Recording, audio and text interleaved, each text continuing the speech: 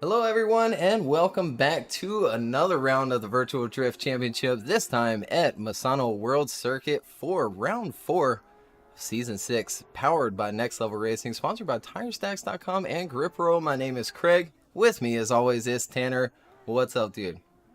Oh man, what an amazing qualifying we had. That was just, it was so insane to see everybody so close together. Another high cutoff score. And so I'm really excited for these battles. We got a lot of strong contenders, and looking at the sheet, it's going to be a lot of crazy battles. Absolutely, and another very familiar track. Nothing has really changed with this layout at all, other than the collider on that wall being just a little bit smoother than last season. But again, Poleski coming out on top again in qualifying here at round 4, and he will be facing Mauricio. But before we go to that, we'll bring up that line map for those of you just joining us. Again, start of the course down in the bottom right hand corner. Big long run up and full commitment into the first turn. Down into clip 2 for your first inside clip. And then a big transition into clip 3, your next outside zone and first decel zone. Very small. Drivers need to get back on throttle as soon as they possibly can. And down into clip 4 for your next inside clip. Back to the outside for clip 5. And then that wall run along clip 6 with another very, very small decel zone that chase drivers are going to have to watch out for, and lead drivers are going to have to be very committed throughout this course. Yeah, committed indeed, but if there's one man who knows about commitment, it is the one in the lead lane right now, and that is Poleski in his S14, and beside him in that Toyota Supra in the chase position, Mauricio. And this battle is ready to get underway.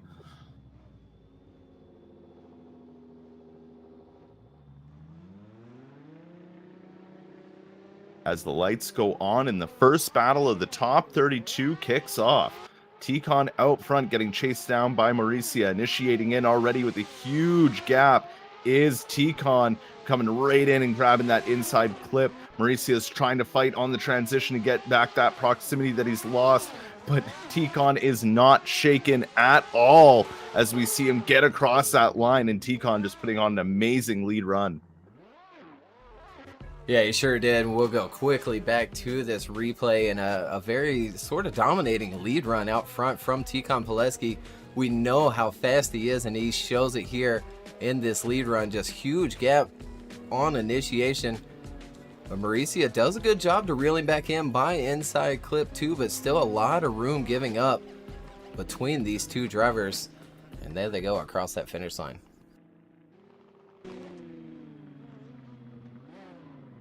Yeah, Ticon very quick indeed, but Mauricio, he's pretty good out front, so we'll see. They'll all be up to Ticon to put on another good chase run to see if he can make it into the top 32, but mistakes can happen at any point.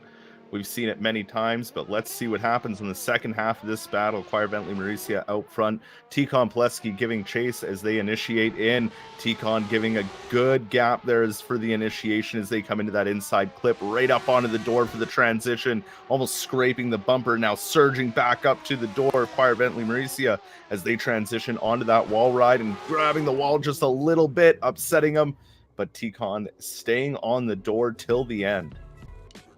Yeah, he certainly did. And here we go with the replay of the second half of this top 32 battle between these drivers. Mauricio out front. Wonderful initiation. Sets up that angle nicely and holds it throughout the entirety of that first turn and stays on a good line until there. Ends up a little bit inside on that inside clip and the outside zone, but sets into that nicely, but gets into it just a little bit too much there. And we'll go to the judges.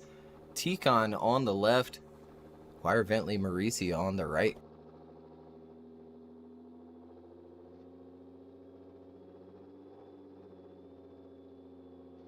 And there it is. Tikon Poleski gets the win and quickly moves on into the top 16. Already at the start gate is our next set of battles. Maxime Tinguy versus Alan Hynes.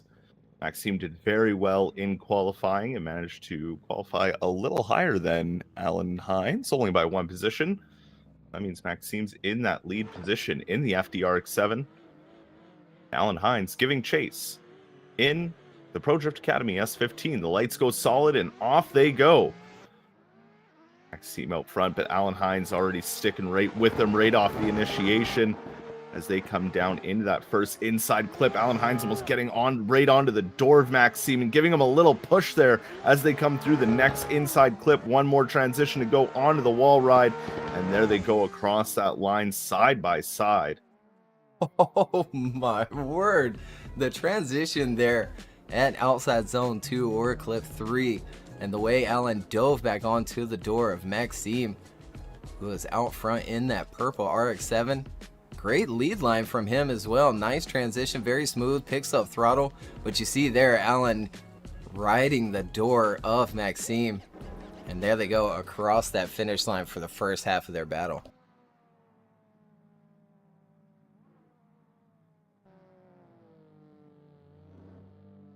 We have the drivers just turning around now, getting repositioned at the start gate. We have Alan Hynes in the lead position now, getting chased down by Maxime Tinguy. The lights go solid, and off they go. A good getaway there from Alan Hynes, but Maxime right with them as they initiate in. Maxime already going for the door of Alan Hynes. Alan Hynes on a good lead line so far. Good transition to the next inside clip. Maxime putting the car exactly where it needs to go, right on the bumper for the transition, and putting it on the door of Alan Hynes as they come across that line. Yeah, Maxime putting up a good fight here as we go back to the replay. Alan out front in that Pro Drift Academy S15. Maxime chasing him down in the FDS Race Shop RX-7. Very nice through that first turn, but doesn't quite jump on to the door as quickly as Alan did in his chase position. But look at there along the wall.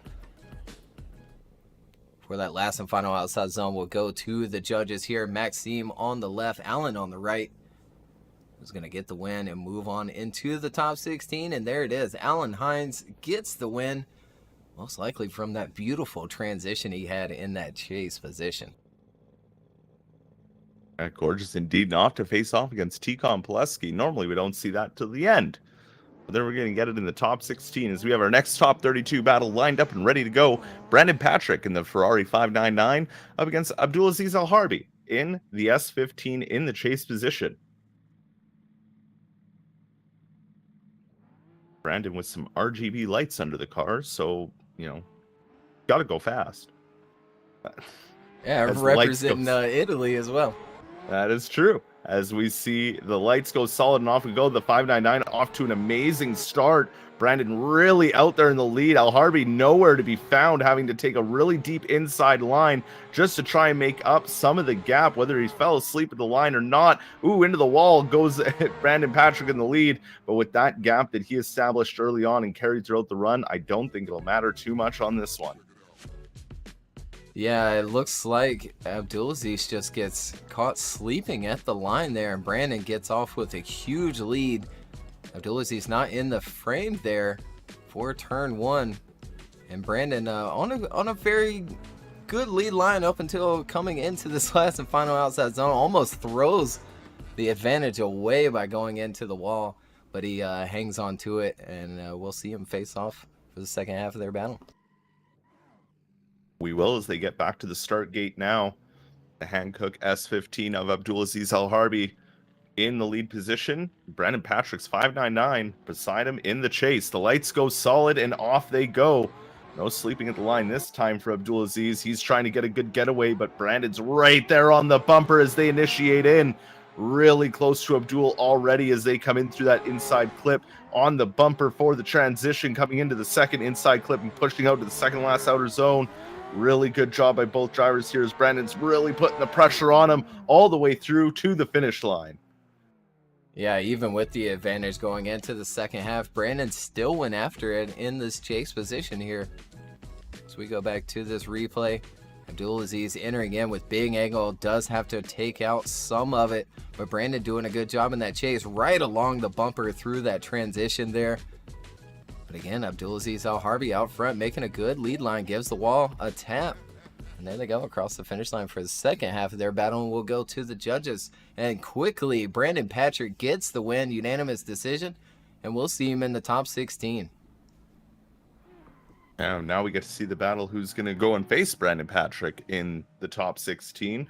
Will it be the lead car of Lucas Tasiemski in that S15 or the chase car of Mark Pretty in the Toyota Supra?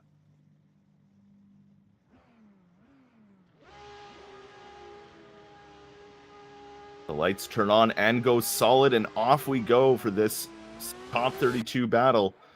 Lukasz out front and initiating in. Right behind him is Mark Pretty. Not as much angle off of the initiation, but a good gap established from Mark Pretty as they make the transition down towards that second inside clip, and still a massive gap attained here. Mark's trying to keep up with Lukasz, but I don't know if that'll be enough in that first run. Yeah, we'll take a look back on this replay as well. Lukasz out front and gets out to a big lead here, even on initiation. Now, not a whole lot of angle after initiation there. He holds that speed through that first turn. And there you see Mark Pretty in that chase position, wash out from that second inside clip and trying to reel him back in there. But Lukasz already out to a very, very big lead.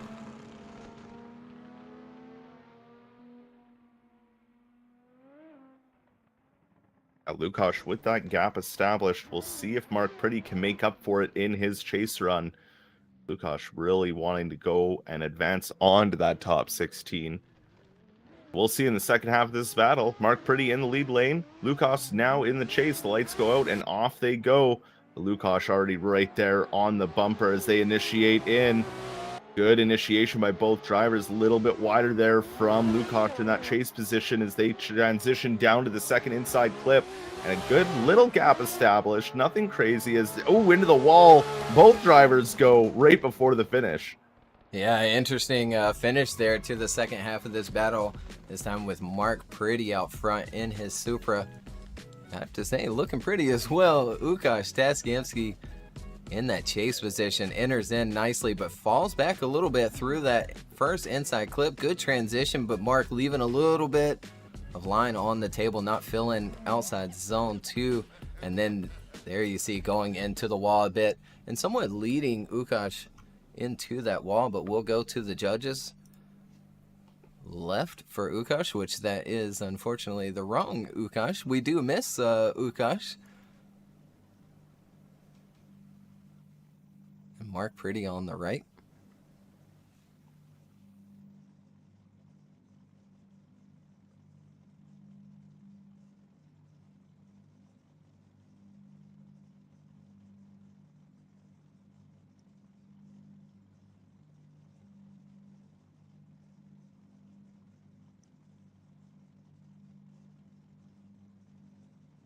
Yeah, and just waiting on those judges. A little bit of deliberation, and Łukasz gets the win. Not Łukasz Zalewski, that is Łukasz Tasiemski. A little graphic error, but again, congratulations, and we'll see move on into that top 16.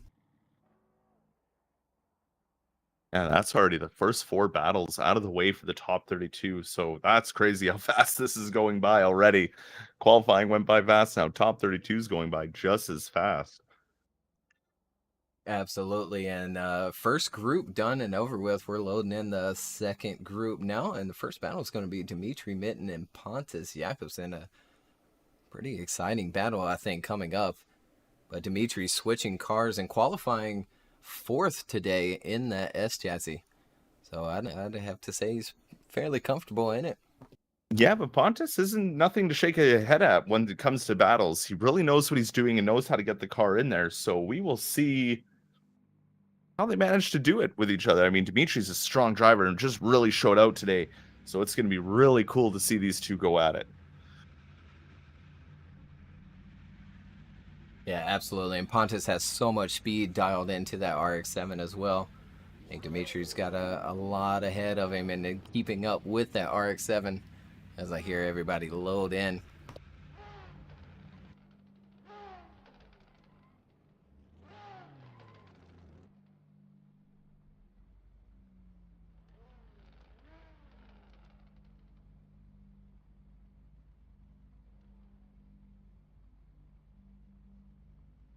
Yeah, taking a little while to load in, but yeah, they sure are. That happens sometimes. There, I see his name popping up. Dmitry is who we were waiting on, and yeah, Pontus Jakobsson hasn't quite made it in.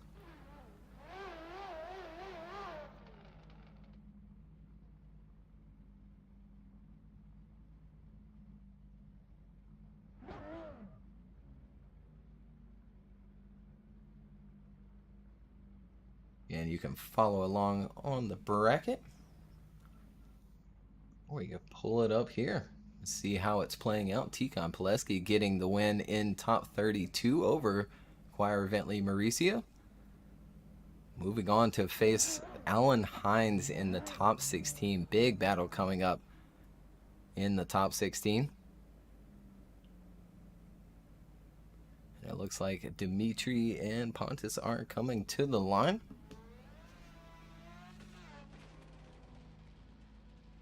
Have Dmitry at the start line, just waiting for Pontus to get there.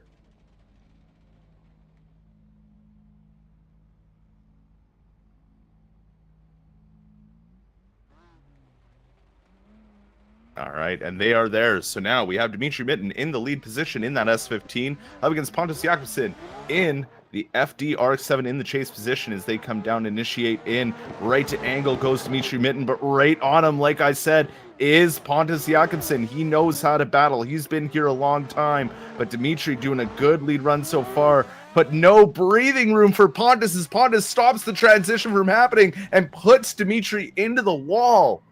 Yeah, unfortunate to see, and kind of a common thing that we saw last season as well with that transition is that chase car catching that rear bumper, stopping that transition from happening, and the lead car going into the wall. I mean, good lead line out front, very smooth from Dmitry. Pontus a little stabby in that chase position, and then, yeah, just grabs just a little bit too much of that rear bumper, stops that transitioning from happening, and puts Dmitry into the wall. Yeah, that's something we don't see often, especially a mistake like that from Pontus, nonetheless. So maybe a little too much brake from Dmitry going into the transition or coming out of it. I guess the only time we'll tell is we switch them around. Pontus Jakobsson out front in the chase position. Dmitry Mitin giving chase in the lead position. Dmitry giving chase. They initiate in. Good initiation from Pontus as we see Dmitry start to get right up on that door after that inside clip. Now the transition to the second, a little bit of a gap, but just leaving enough room for that transition as they come through that wall ride and across the line. Yeah, and here we go with that replay. Pontus this time out front being chased down by Dmitry Mitin. And both doing a really good job here. Nice initiation from Pontus out front. Stays on a really good lead line. A little bit of wavering here and there, but a smooth transition. Picks up a little bit of gap on Dimitri as well. And here again into that last and final outside zone. But I don't know if that's going to be enough with that contact in the first half of their battle. And we'll go to the judges. Left for Dimitri Mitin or right for Pontus Jakobsson. That's exactly what this battle is going to come down to, is that piece of contact in that first run.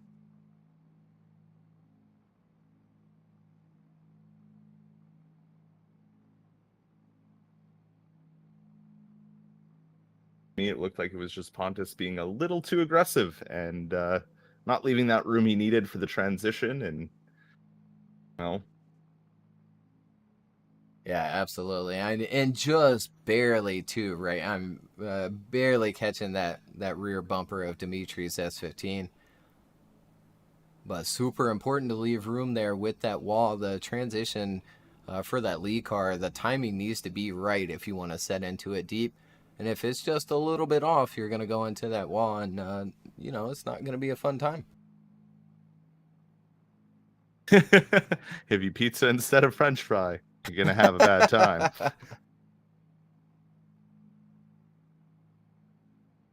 We wait for those judges' deliberation, and I bet you anything they're looking at it as hard as we were on the replay, try and see what really happened there. They have a lot more data they can look at, speed and if they're on throttle, off throttle, on the brakes.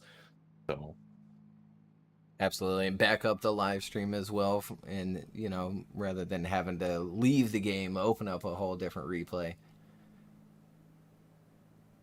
Slow the YouTube down as well.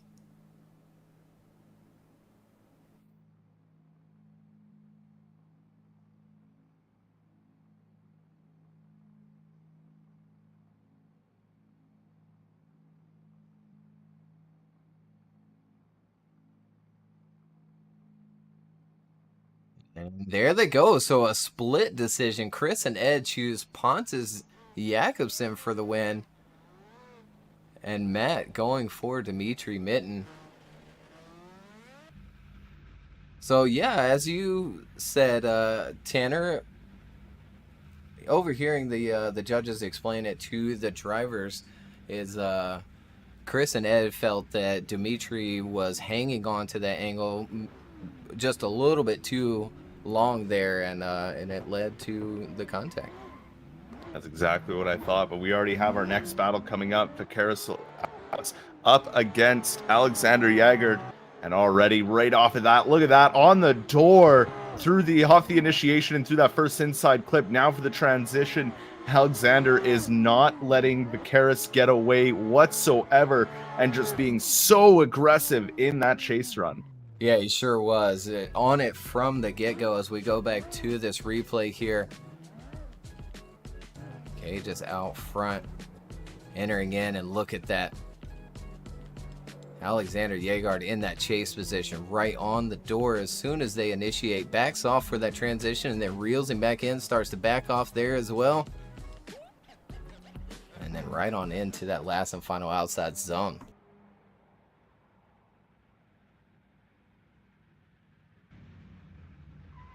Now back around at the start gate, Alexander Jagard in the lead position. Vaqueros Aliukas in the chase in the BMW. The second half of their battle, Alexander was super aggressive in the first half. Let's see if Vaqueros can answer that as they initiate in through that first outer zone. Beautiful through that first inside clip, and Aliukas all over Alexander, not matching the angle quite, giving him a little tap there as they came out of that second to last outside zone. And a little tap coming off the wall for the lead position as well. But what a battle this one's turning out to be. Yeah, I think it's pretty even here as we go back to the replay, the second half of their battle. This time Alexander out front. Nice and snappy initiation, but Vaqueros right there in that chase. Right into the pocket, right along the bumper through that first transition. Reels him back in along the bumper once more and sets in really nicely to the last and final outside zone. And Alexander gives it a tap out front. We'll go to the judges. Vaqueros on the left or Alexander Jagard on the right.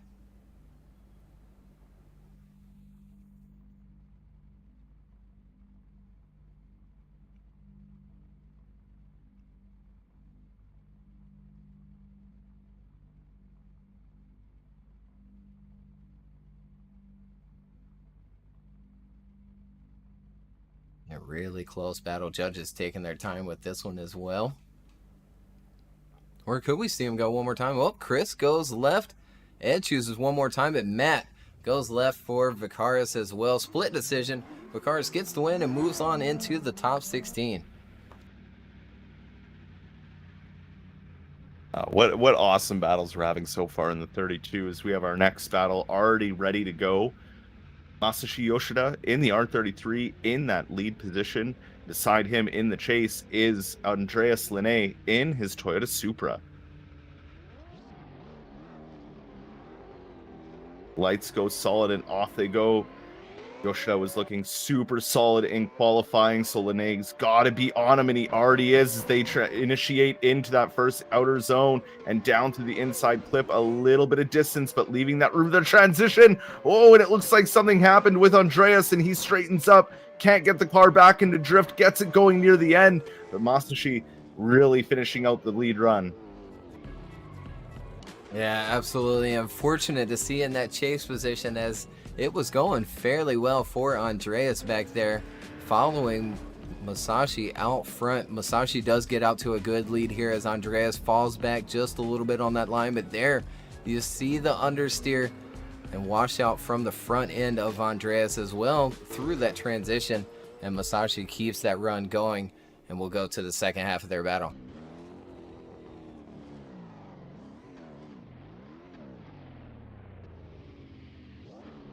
In the second half of the battle, we have Andreas Lehne in the lead position and Masashi Yoshida ready to give chase. Lehne's got to get away here early, but Masashi already over him as they initiate in. Look at that. Masashi putting the fender on Lehne's fender as they transition down into that second inner clip and a little bit of a gap, but then immediately Yoshida caught right back up as they come and cross the line. Oh my goodness, that first turn chase position from Masashi was insane. Just put it right there along the door of Andreas out front. Now Andreas on a really good lead line here, good pace, but Masashi sacrifices just a little bit of line to really put it along the door of Andreas out front, and then sticks with him through the remainder of the course as Andreas goes into the wall just a little bit to finish it out. And we'll go to the judges here. Masashi on the left, Andreas on the right. I think Masashi might get the win here and move on into the top 16.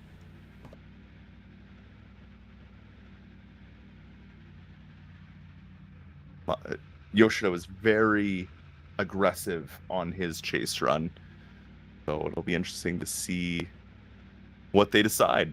Yeah, and they do. Unanimous decision. Masashi Yoshida gets the win and moves on into the top 16. Very good battle from both of these drivers. Unfortunately, Andreas just washing that front end of the car out, getting that understeer through that second inside clip. And Masashi will move on. Sure, as we have our next battle already up at the line. Carol Hildebrand in the lead position in the S15, up against Luciano Carneiro in the BMW.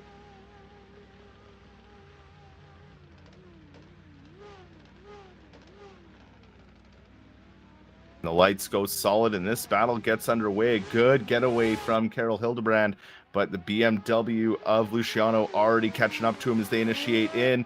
A decent gap established as they come down into that first inside clip, transitioning to the second. Not really matching the angle is the chase driver, just trying to stick with the speed, but Carol goes into the wall and effectively ends this run.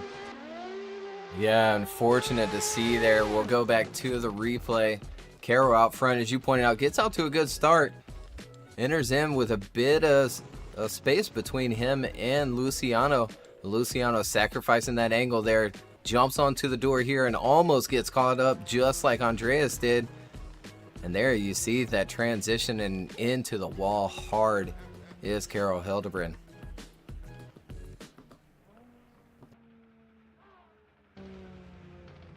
Just pushing a little too hard in that lead lane. If he wouldn't have made that mistake, it would have been a very clean lead run from Carol.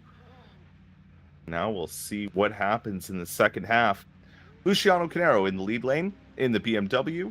Carol Hildebrand giving chase in that S15. The lights go solid, and the second half of this battle is underway. Down the straightaway and initiating in.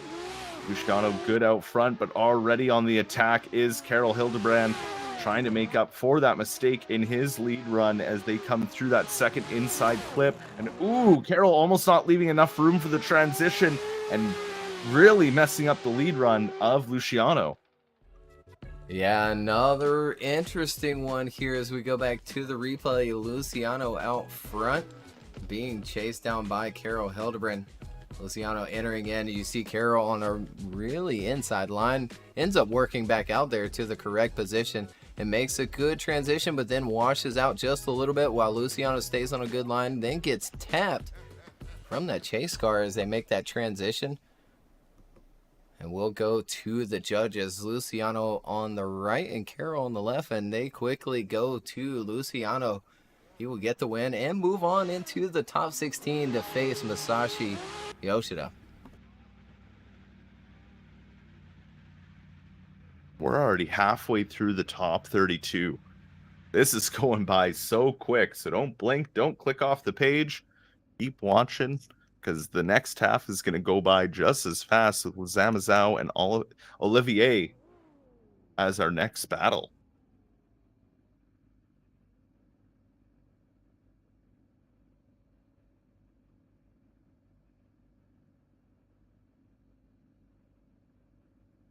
And yeah, just loading in that next group of the top 32.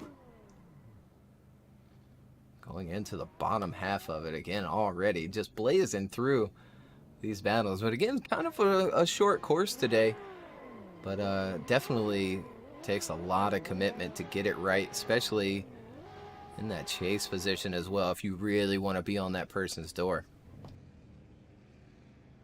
Yeah, you gotta really know what that lead driver is gonna do, and I think that's where the spotters are gonna come in handy to kind of go, hey, these guys, you know, he's letting off here, or transitioning a little bit early here, kind of adjust for that. But now we have our next battle at the line. Lazam in the A90 Supra in the lead position, and beside him in that S chassis is Olivier. Lazam did an outstanding qualifying run, getting second today. And we'll see if he can keep that momentum going as they come down and initiate in. Good initiation from Lazam out front, but right away Olivier trying to keep it with him as he's keeping a good proximity as they come through that second inside clip and down to that wall ride. And what just a clean run from both of them. Yeah, it was almost relaxed watching that run happen as we go back to the replay. Lazam out front, Olivier giving chase, and a nice smooth initiation from Lazam. Holds on to a really good line, grabs that inside clip, and Oliver's right there with him, not applying a ridiculous amount of pressure. But again, he's staying there with him into the pocket. So it's really just going to come down to the second half of this battle, and if Lazam can apply some pressure in that chase position. And that's really what it's going to come down to. I mean, that first run, like I said, you said it felt relaxed. Like, even though we know they're driving at their absolute limit, it was very perfect between both. Not a lot of mistakes between either drivers. So it's really going to come down to the second run and what Olivier can do out front.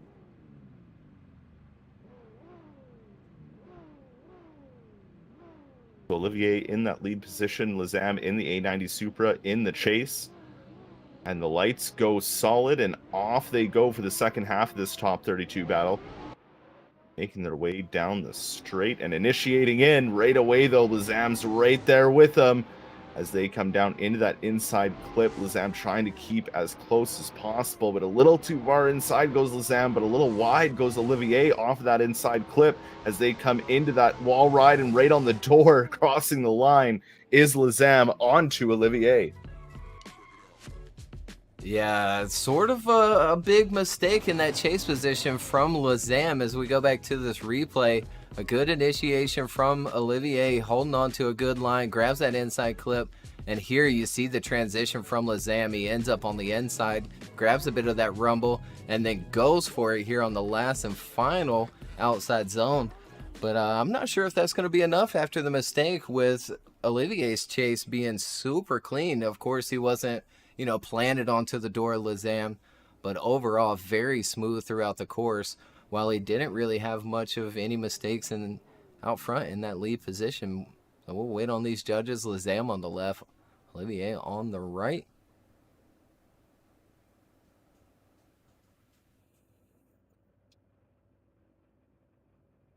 Ed, Matt, and Chris, yes, unanimous decision. Olivier gets the win, and he'll move on into the top 16.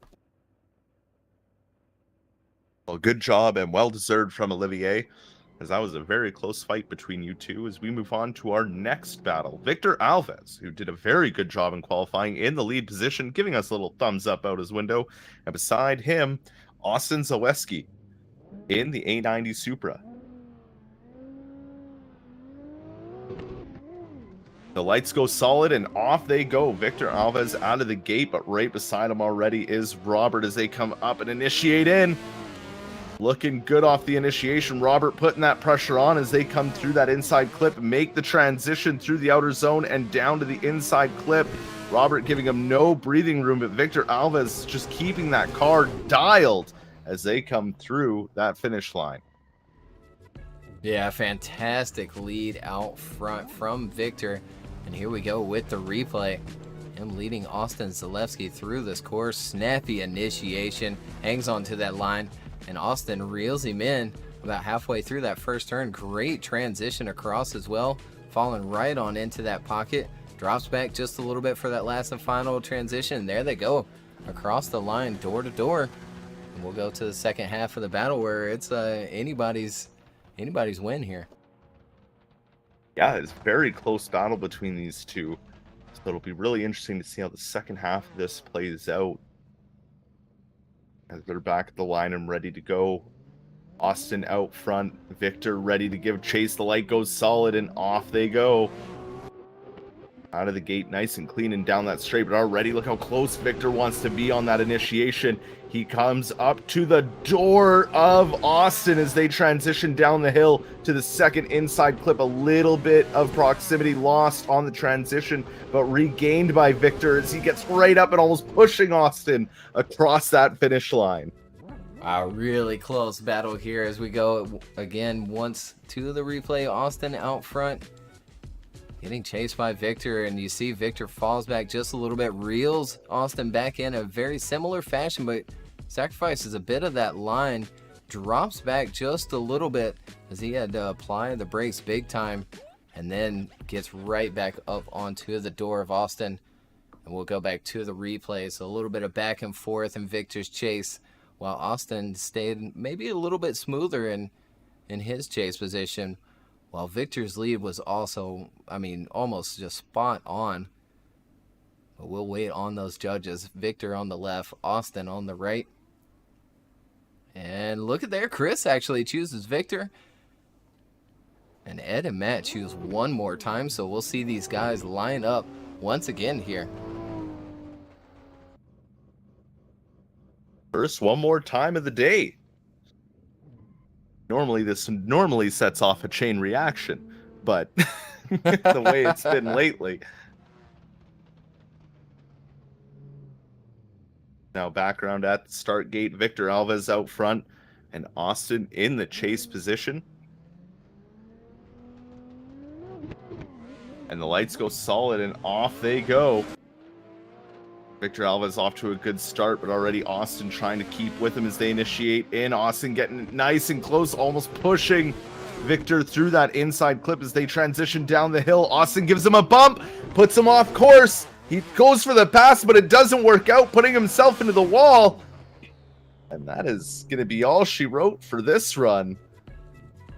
Yeah, unfortunate to see a bit of a WWE move into that last and final wall. As we go back to the replay here, another really good initiation from Victor, but he does end up a little wide. He does catch that inside clip, but before that, in between those, he was a little bit wide, but there's that contact from the chase position and sending Victor a little bit too far outside. So another one for the judges to really break down and see who's going to be at fault for that contact. That was definitely an interesting scenario, but we have a second half of this battle, of this one more time battle of the top 32 to get through. And here we are, Austin in the lead, Victor now giving chase. The lights go solid and off they go.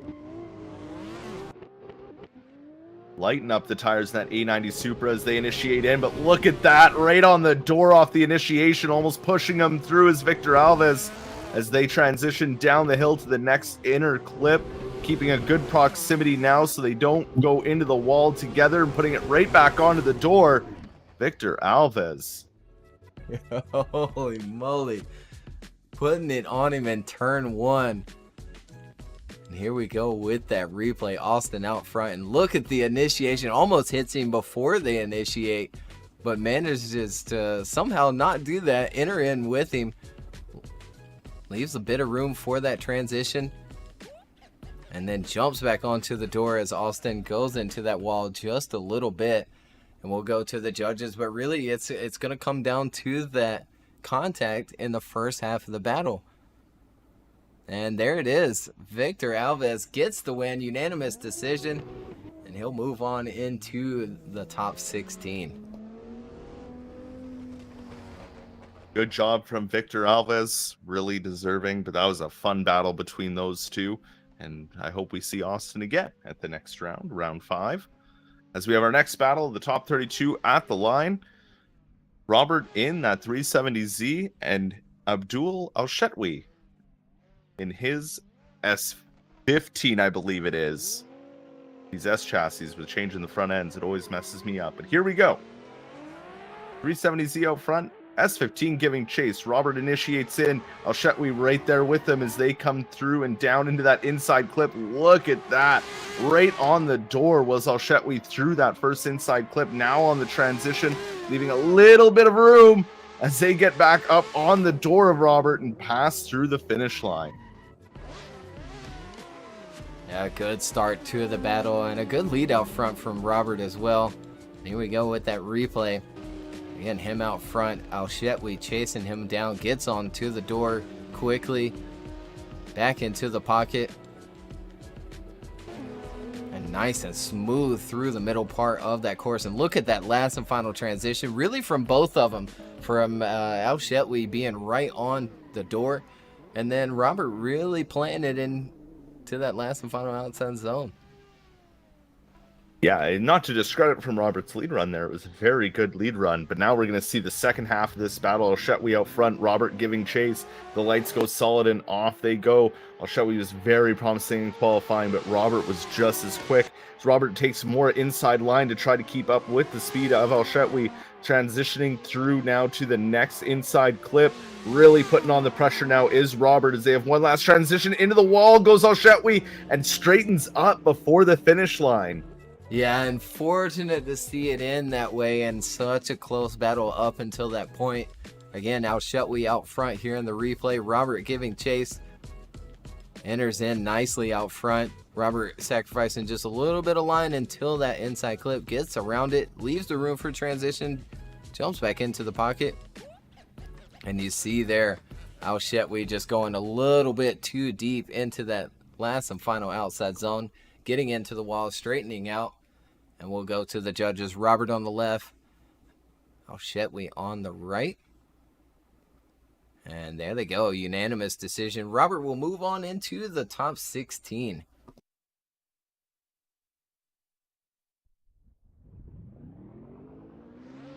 Well played by Robert, and good to see him moving on. And Alshetwi, we will see you in the next round as our next battle of the top 32. Yasser Saad in the S14 in that lead position, and beside him Ko Fonseca in the chase. The lights go solid and off they go. They're off to a good start, but Ko right there with them as they initiate into that first outer zone. The angle starts coming on from Yasser as they transition down to the next inside clip. Not a lot of proximity from Ko, just kind of playing it safe, but really trying to push up now after that final outer zone. Yeah, absolutely. And here we go with that replay. Yasser out front. Ko Fonseca giving chase. Falls back just a little bit. through this first turn. You see her on a good run here. Nice line, smooth transitions. And you see Fonseca trying to reel him back in and does just that, coming into the last and final outside zone. But will that be enough going into the second half of this battle?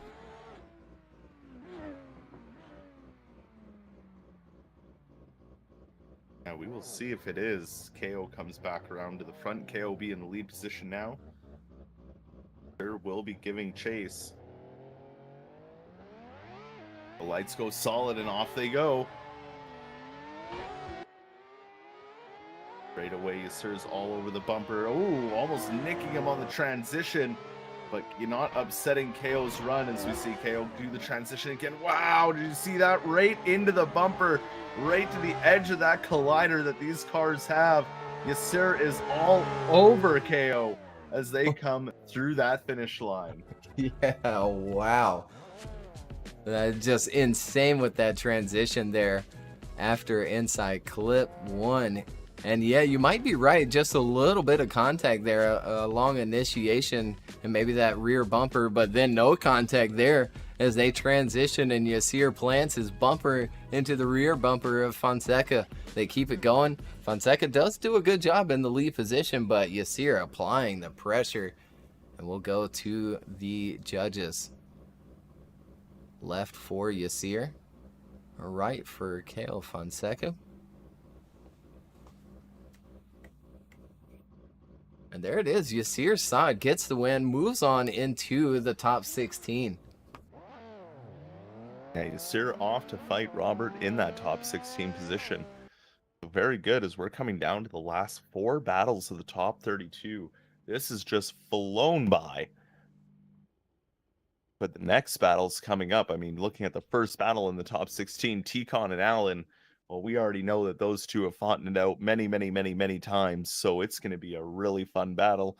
You know, Brandon and Aliukas, Pontus and Vicaris, Yoshida and Luciano, Olivier and Victor. I mean, every battle in the top 16 so far is just going to be insane.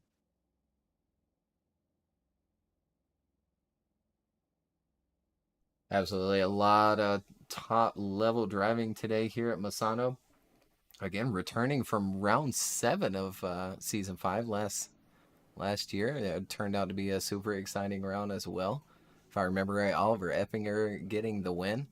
Hayden Winters doing fantastic as well. Unfortunate that he's not, again, driving today.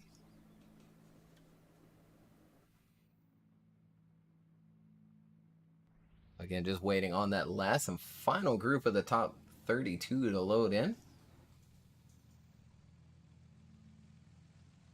Yeah, only a handful of drivers left, but some fun battles to come up looking at the names. Yeah, we might be here all night with that very first top 16 battle.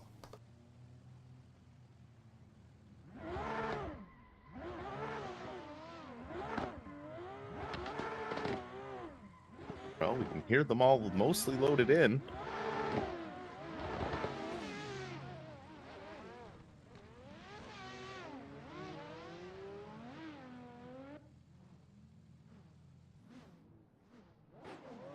And, yep, hearing from the judges and bringing the drivers to the line. Everybody is loaded in and ready to go. Again, first battle is going to be Darius Ostreika and Connor Christiansen, 2 rookies going at it.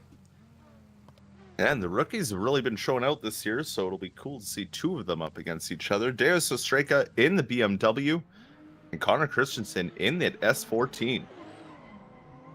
Lights go solid, and this battle gets underway. Initiating in is Darius with a good proximity gap off of that initiation, but closing in quickly was Connor Christiansen as they transition down the hill through that next inside clip. The proximity is almost all but gone through that transition as they come through that final outer zone and cross the line. Yeah, good start to this battle here with Darius out front, Connor giving chase. Here we go, entering in. Very smooth and quite the gap established until that inside clip where Connor Christiansen has to lock up those front tires. Stays with him though along that bumper for that last and final transition.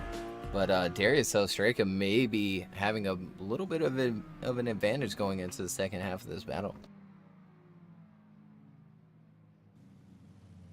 Well, it's not over till it's over, so we'll see in the second half of this battle as we now have Connor Christiansen in that lead position and Darius Ostreika ready to give chase as the lights go solid and the second half of this battle gets underway.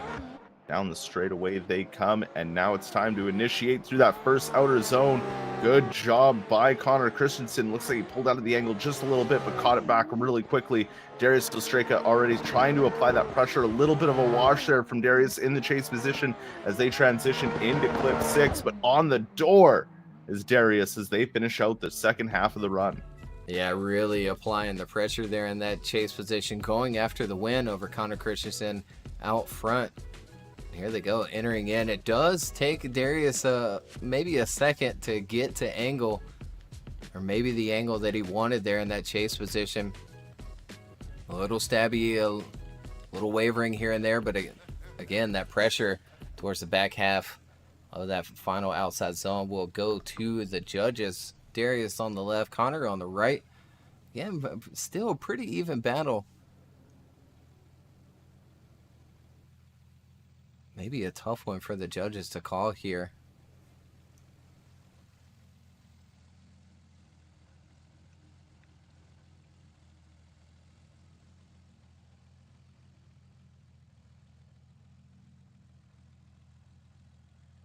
And Darius in that rookie of the year running against a few others that are up there as well, all pretty close. Brandon Patrick, Brandon Gardner, and there they go, right for Connor Christiansen. He gets the win and moves on against Darius Ostreika. Well, a good fought battle indeed as we have our next battle up to the line. Coming to the closing stages of the top 32 in the Pro Drift Academy S15 is Reese Tatterson in that lead position. Beside him is Oliver Eppinger in that Toyota Supra in the chase position. And off they go. Good start from both drivers. Oliver's really going to have to put it down here against Reese Tatterson as they initiate in. Oliver not giving him any breathing room, keeping a good proximity through that first inside clip as they transition down to the second one. Reese adds a little bit more angle coming out of that second to last outer zone, but Oliver is not giving him any room for breathing as they come across that finish line. Yeah, not at all. And here we go with the replay. Reese out front and right along the bumper is Oliver, risking it all there before they even initiate. Leaves quite a bit of room for the transition, but then reels Reese right back in quickly. Leaves enough room for that transition. Reese giving the wall a tap, and they finish out the first half of their battle. A little bit of intimidation going back to the line. Love to see it. I mean, two very strong drivers here. Oliver's been around for a while now. He knows the game. Reese Tatterson, again, very strong driver, now driving with Pro Drift Academy. So we'll see how the second half of the battle turns out as the lights go solid. Oliver Eppinger out front. Reese Tatterson giving chase, initiating in through that first outer zone. Looking good so far, but already Reese Tatterson getting up on the door through that first inner clip. They transition down the hill, and putting on the pressure now is Reese Tatterson in that chase position, but Oliver doing a great lead run here as they cross the line door to door. Yeah, maybe a tough one for the judges to call here, and we go back to the replay. Oliver Eppinger in that chase position this time, being chased down by Reese Tatterson. Entering in nicely, Reese applying the pressure right there onto the door as they go through that first inside clip, and jumps back on it after the first transition along the bumper. And then look at there, Oliver planting nicely into that last and final outside zone and that wall. And we'll go to those judges once more. Reese Tatterson on the left, Oliver on the right. Or are we going to see him go one more time?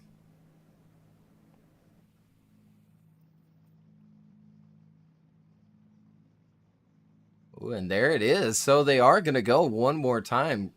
Chris and Matt choose one more time. Ed chooses Reese. But regardless, we'll see him line up once more. A second one more time battle in our top 32 here, right as we thought, oh, we're going to get through this. We get hit with that beautiful one more time, and we get to see some more drifting, especially between these two. They're very good drivers. Reese Tatterson back at the line in the lead position. Oliver Eppinger ready to give chase. The lights quickly go on, and solid they go.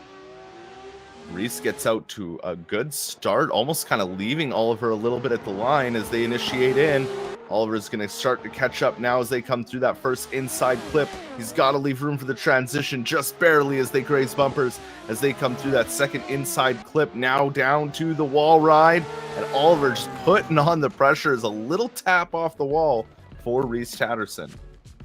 Yeah, once more getting into that wall just a little bit as Reese Tatterson. Here we go with the replay. Reese getting out the gate really fast this time, making Oliver have to reel him in for turn one. But look at that, waiting on that transition along the bumper, sticks with him again once more, and there they go across that finish line for another close half of their battle.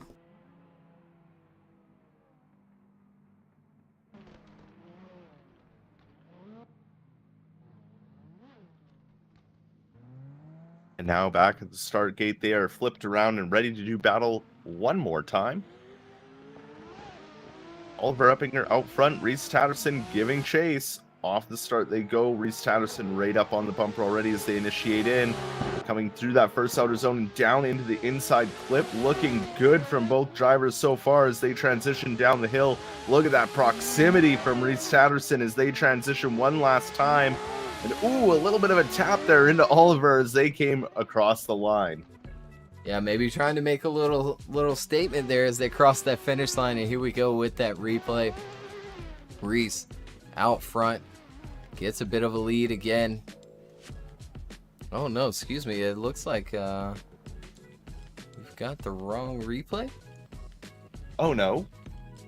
Yeah, we didn't get a replay for the second half of that battle, unfortunately.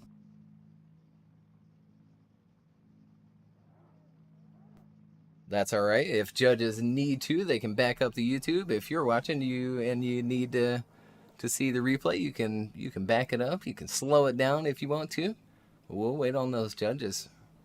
Reese on the left, Oliver on the right. Another really close battle between these two.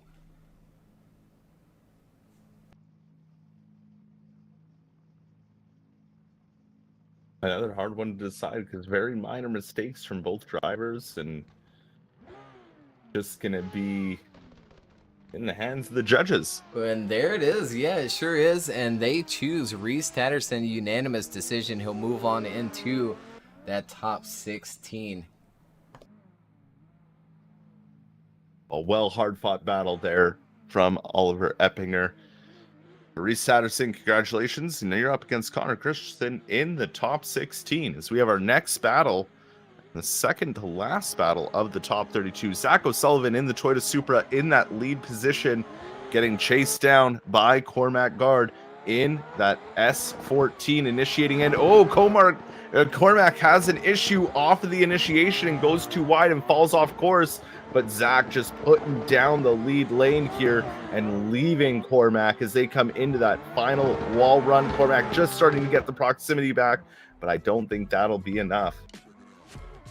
Yeah, unfortunate to see, especially so early into the battle as well. Right there on initiation. Yeah, you see Cormac just goes way right and ends up way too far outside. And if you put some wheels down onto that red carpet there, I mean, just no grip out there whatsoever. Does a good job to stay onto the track and keep it going. But a huge advantage for Zach O'Sullivan going into the second half of their battle here.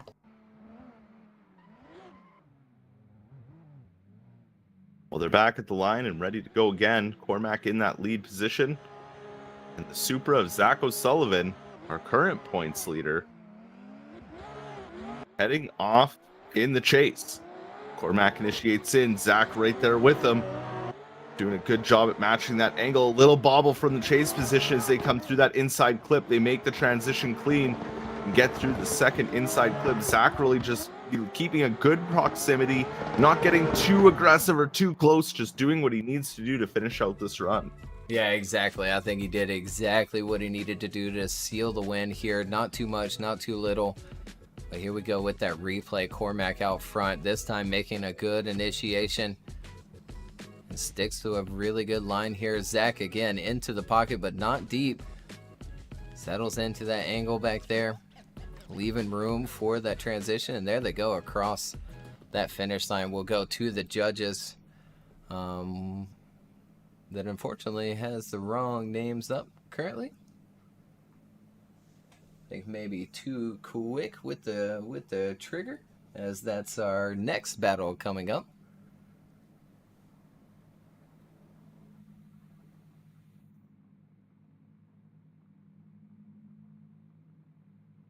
And there it is. So we'll bring this down, pull up the bracket, and you can see there Zach O'Sullivan gets the win and moves on into the top 16, where he'll face off against the next battle, Aliukas and Matthias Nordinian. Yeah, exactly that. Our final battle of the top 32 of round 4 of the Virtual Drift Championship at the Misano World Circuit.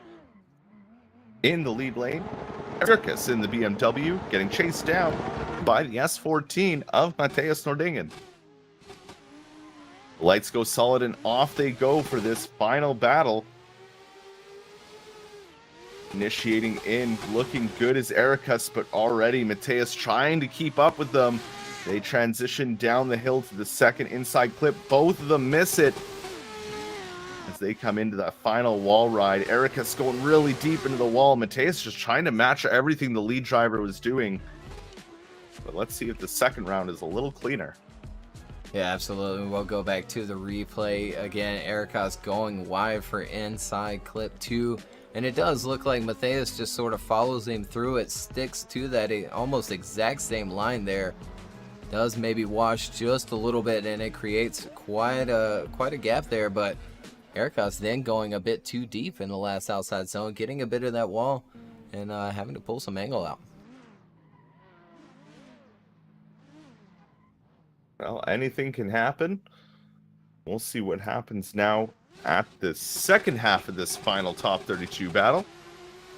The lights go solid. Matthias Nordinian out front, getting chased down by Aliukas. They initiate in. Aliukas all over the door off the initiation of Matthias as they transition down the hill to that second inside clip.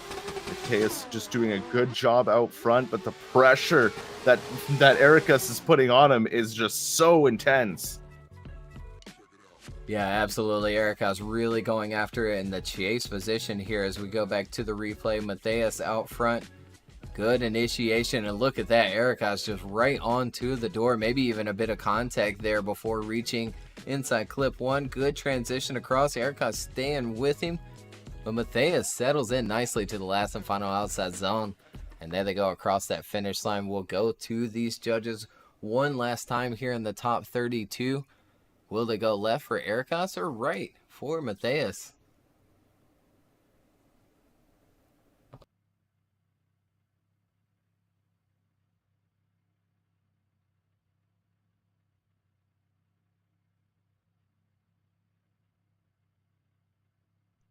And look at there. So we're going to line them up again. Chris and Matt choose one more time. Ed chooses Aliukas. But either way, we get to see them face off once more here in the top 32. Yeah, one more time between both drivers. Just want to see them probably clean up the runs a little bit. Now we're back around. Aliukas out front. Matthias Nordinian giving chase. And the lights go solid, and off they go for this one more time battle for the final battle of the top 32.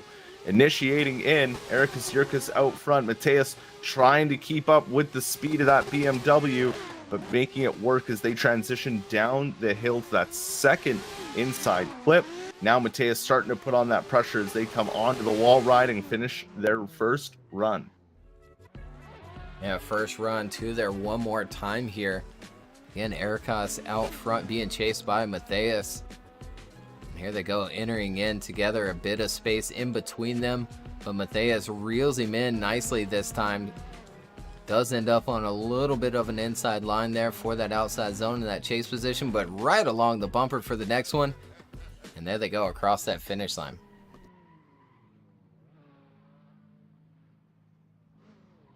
Now back around at the start gate, Matthias Nordinian in the lead position, and Erikas Yurkas ready to chase him down. The lights go solid, and off they go. Grabbing through the gears and initiating in. Erikas already right there on him as they come down to that first inside clip, leaving almost no room for that transition as they come into that second inside clip. Erikas all over Matthias, but hits the back end of Matthias's car and puts him into the wall. Yeah, very interesting there coming into that last and final transition. Again, we saw the same type of situation last season as well with that last and final transition. And here we go with that replay. Erikas applying the pressure nicely in that chase position along the bumper as they make that transition. And then maybe just a little bit too much there, stopping that transition with that lead car. Again, it'll be up to the judges to break that rundown, give fault for that contact there.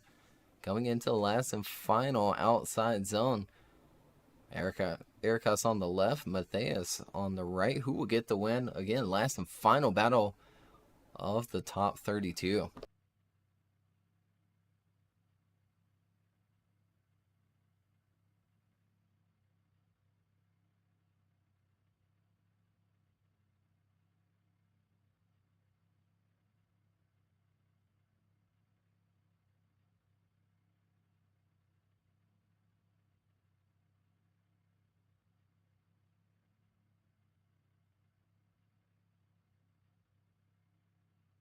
Again, just waiting on those judges here. Almost odd with the cars like turned off back there. So quiet.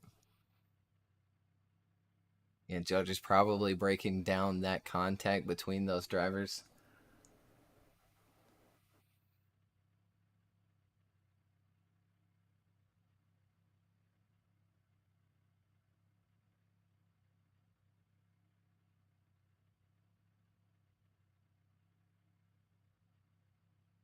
Always a long deliberation with these. Got to make sure they're making the right call. And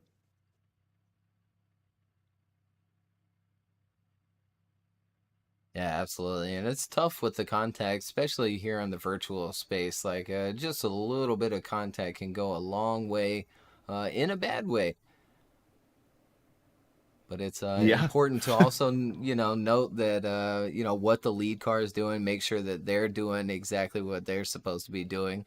There is a small decel zone there, but it is, extremely small and really sort of meant just for that transition and then right back into that throttle, sort of almost like a reminder for the lead driver to give room there, the chase driver to give room, let the lead driver make their transition and complete the course.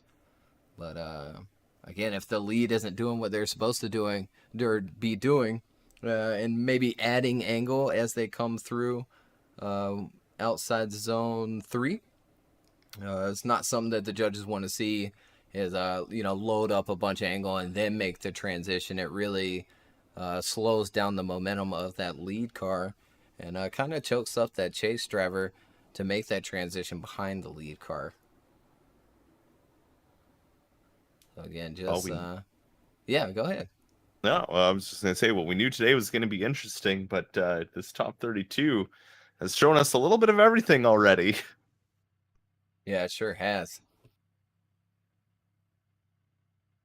Not as many one more times as I was expecting, though. Nope, that is true. I was expecting maybe a few more, but then again, these judges, they know what they're doing, and they like to, they know exactly what can mean a fault, what can't. It's just stuff like this, like Craig was saying, when contact does happen, that's when we're, okay, we need to see exactly what happened, Yeah, absolutely. And looks like Chris is going with Erikas.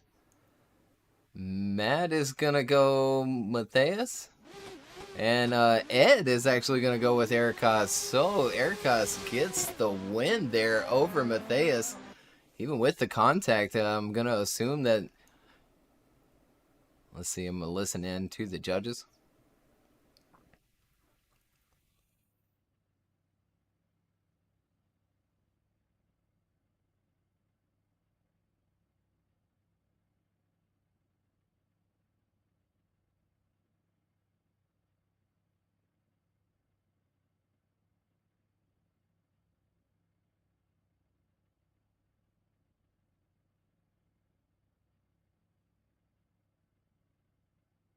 Yeah, and that's exactly what it is. Talking about it just a minute ago is the amount of angle that Matthias had going through clip 5 or that outside zone 3, really loading up the angle and then sort of letting out for that angle and then making the transition there. And it really does bring down the momentum of that lead driver and just really chokes the chase out and doesn't give them enough room to make that transition and complete the course. So Aliukas is going to get the win there in the last and final battle of the top 32. We're going to take a very short commercial break before we move on into the top 16, where our first battle is going to be Poleski and Hynes. Stick around for some more top 32 main event battles.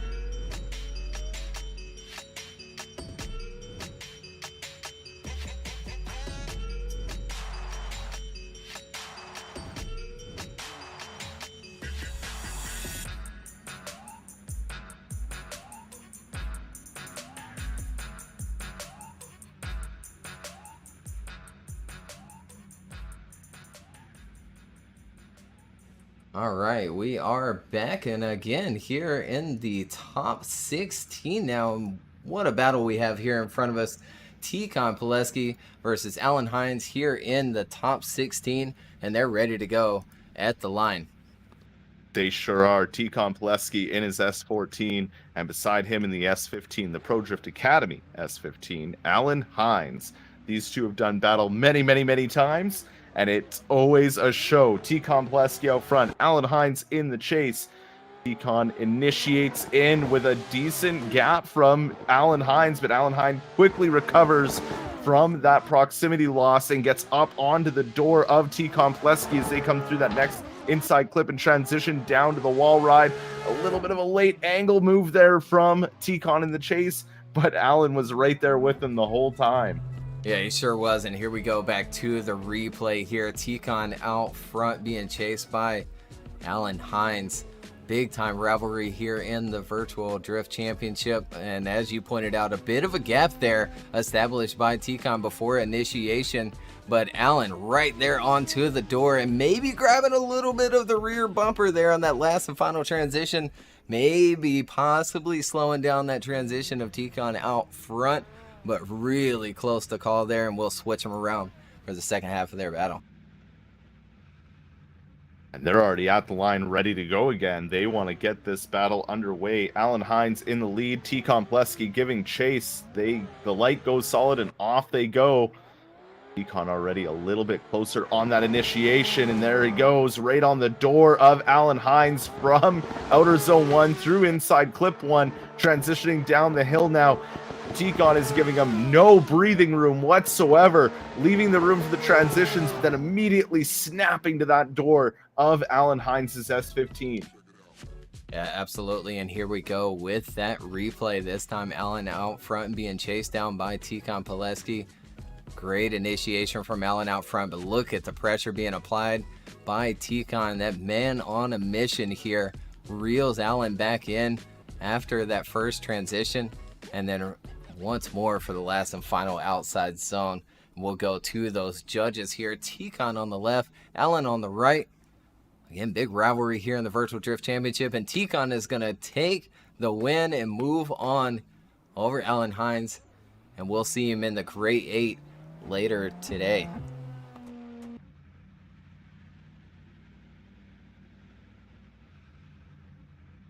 Wow. Well, Tikon, good deserved win. Again, that man on a mission trying to go all the way to the finish as we have our next battle here. Brandon Patrick in the 599 Ferrari up against Aliukas Tasiemski in the S15.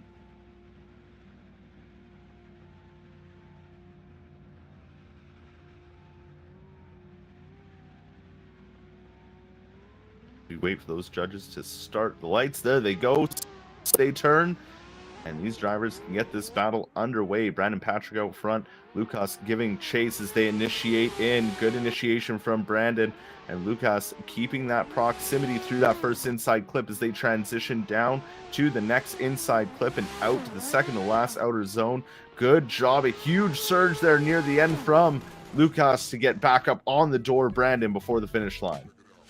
Absolutely. And pretty decent gap established in the beginning of this battle here.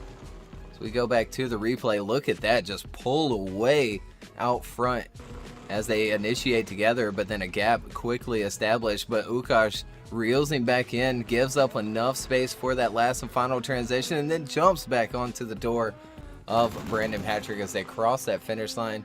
Now they go driving back for the second half of their battle.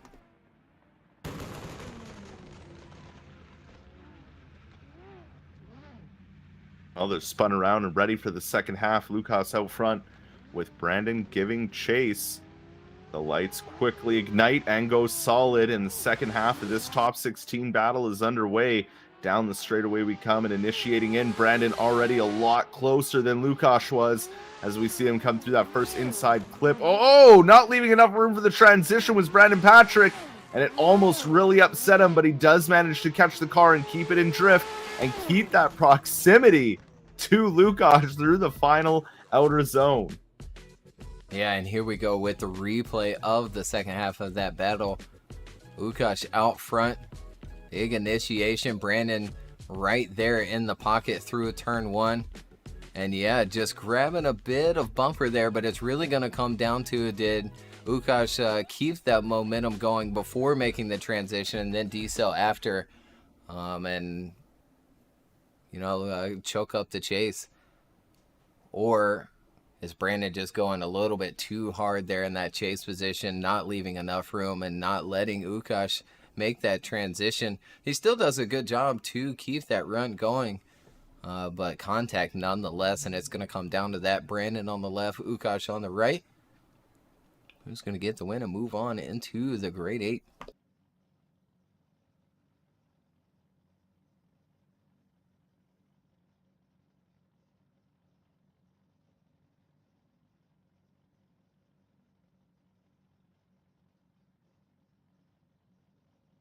Again, so odd for the cars to be completely turned off. I have to double check and make sure that that my computer isn't frozen. Take your cars out of gears, guy. You know, give us some sound. Well, I think our next battle that won't be an issue is we got Pontus with the rotary. Yeah, this is true. This we can put, you know, maybe a little soothing music as we wait on these judges. Yeah, again, it's all going to come down to that contact between Brandon and Lukas in that last run. It's anyone's game at that point. It sure is, Tanner.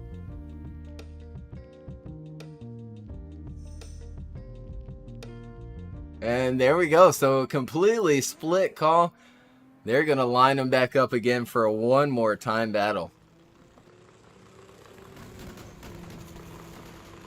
Here we go then.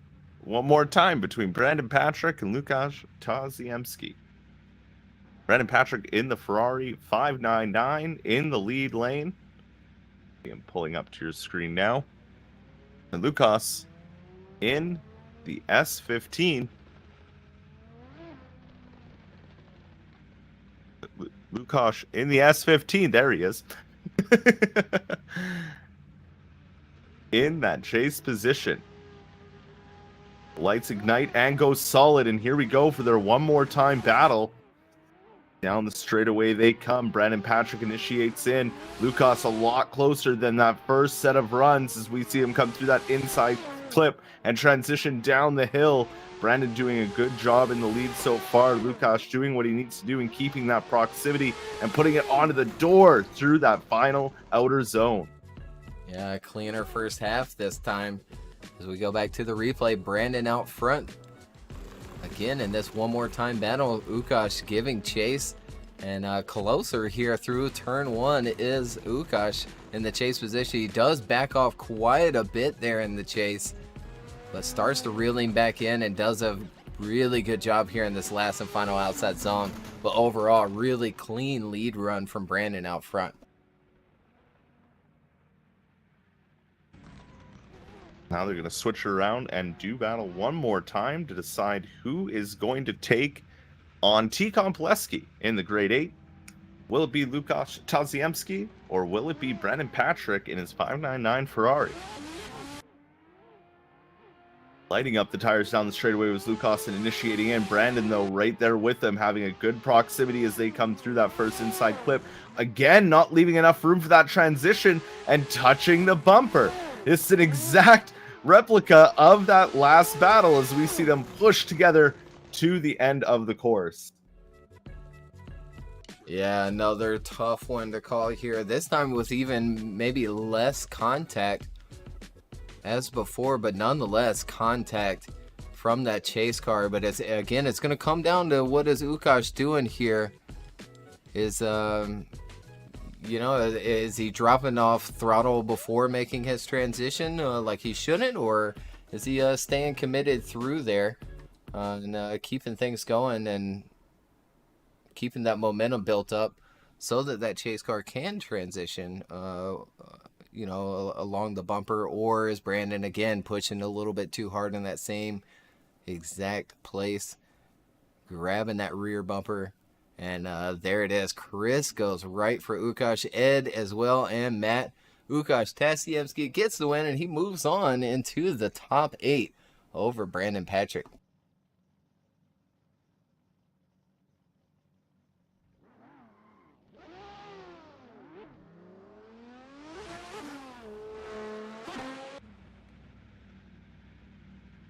Now we have our next battle.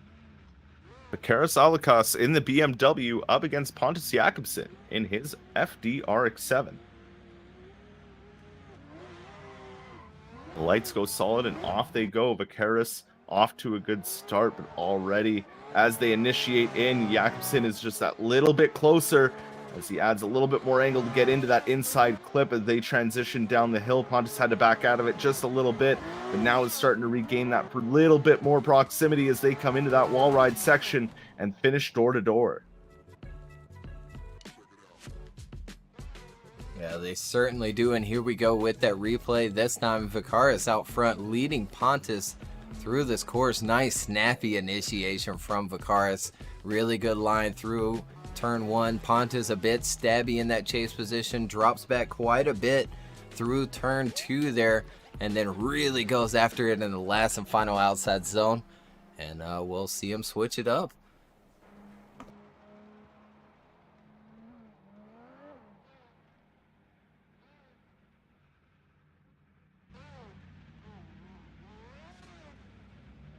They're back around at the start line, ready to go. Pontus Jakobsson in the lead position. Vaqueros ready to give chase as they get off the line and down the straightaway they come. Initiating in, Vaqueros a little bit closer off the initiation. Pontus keeping it in line though as they transition down to the next inside clip.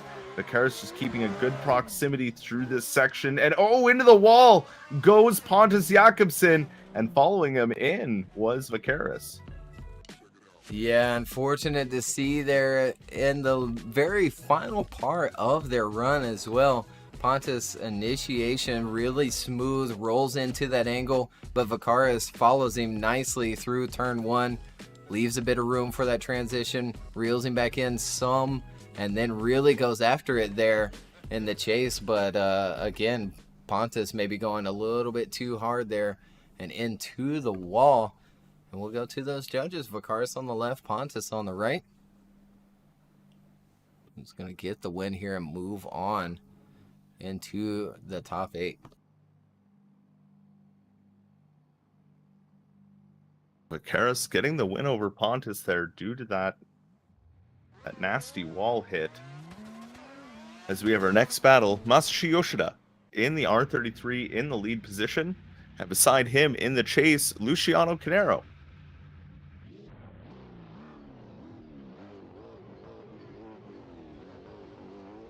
This next top 16 battle gets underway.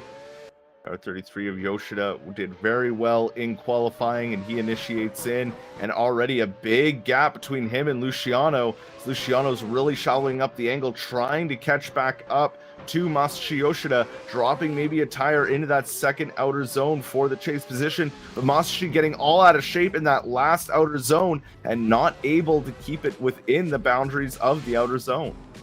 Yeah, almost kind of odd there from Masashi, as he looked really good through qualifying. Good initiation here on this replay here. Big gap between the two. Luciano doing everything he can to try and keep up. Sacrifices a ton of angle there. And there you see Masashi just over-rotate coming into the last and final outside zone of the course.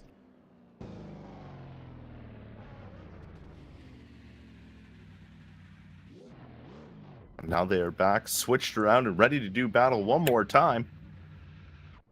This time, Luciano Carneiro in the lead position, and Yoshida giving chase.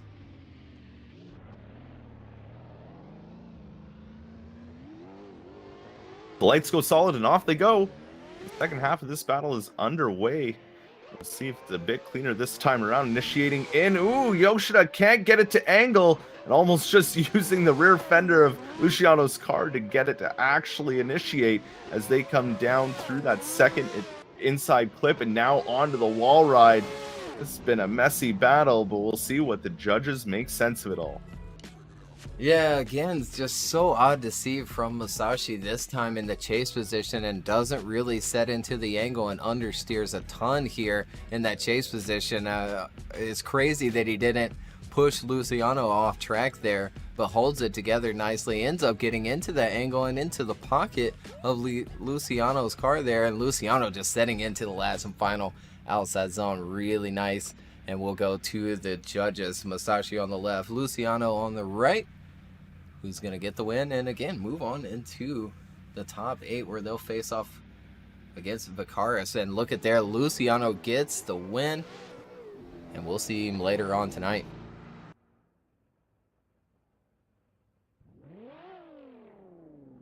Sure will, as we now go to the next battle. Oh, as Luciano goes off to face Vicaris in that Great 8. Only a few more battles left in the top 16. Olivier and Victor Alves next up to come to the line.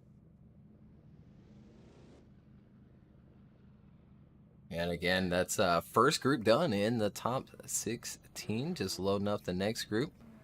And there's the bracket up on the screen, or you can follow along with the link that has been posted in the chat there. We wait on these drivers to come on down to the line.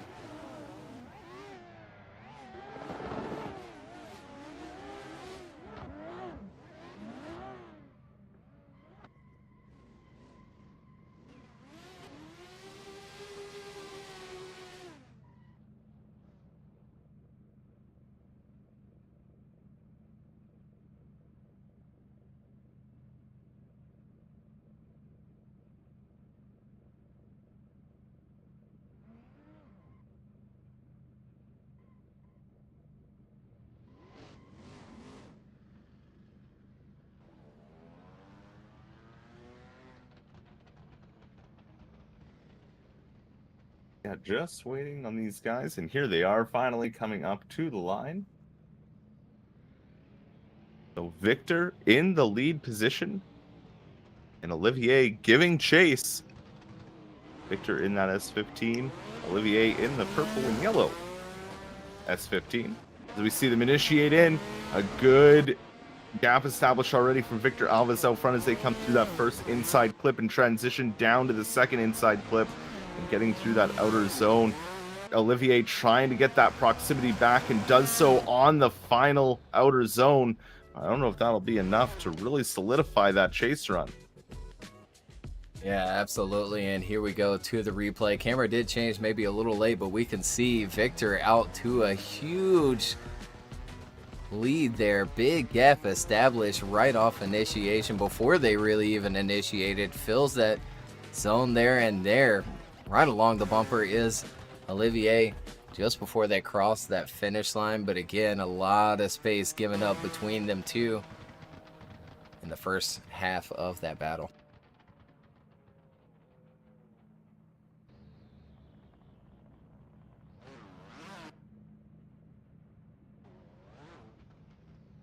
Now we have the second half with Olivier in that lead position and Victor Alves ready to chase him down.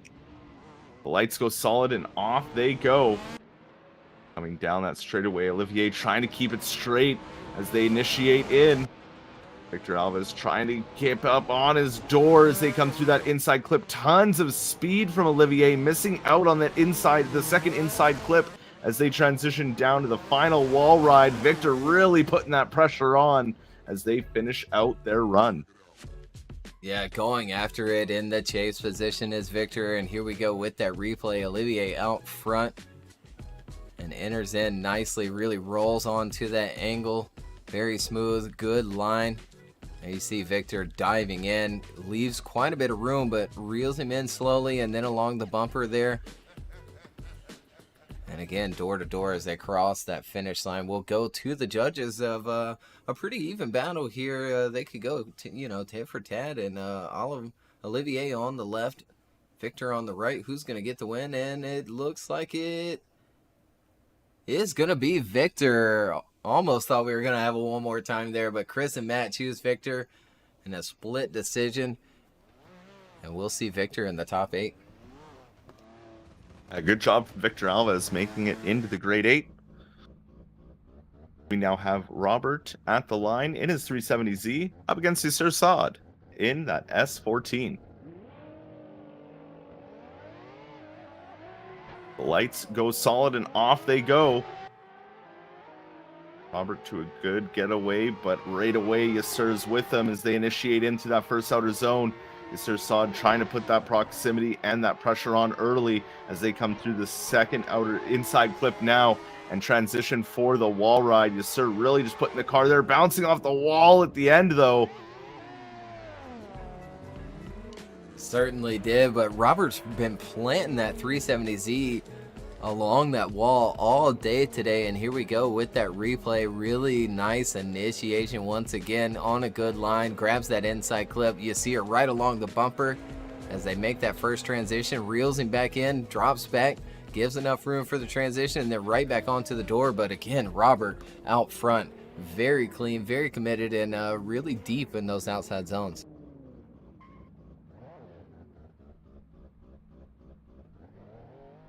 Yeah, and Robert's also very strong in the chase position, so we'll see how this goes. But Yasir is very good in the lead as we see the second half of the battle. Yasir out front, Robert giving chase. They initiate in. Robert already a little bit closer than Yasir off of the first battle, but they transition down into that second inside clip. And yeah, the proximity from Robert. Oh, Robert goes into the back of Yasir, putting him into the wall. And that's going to be all she wrote for this battle with Robert and Yasir.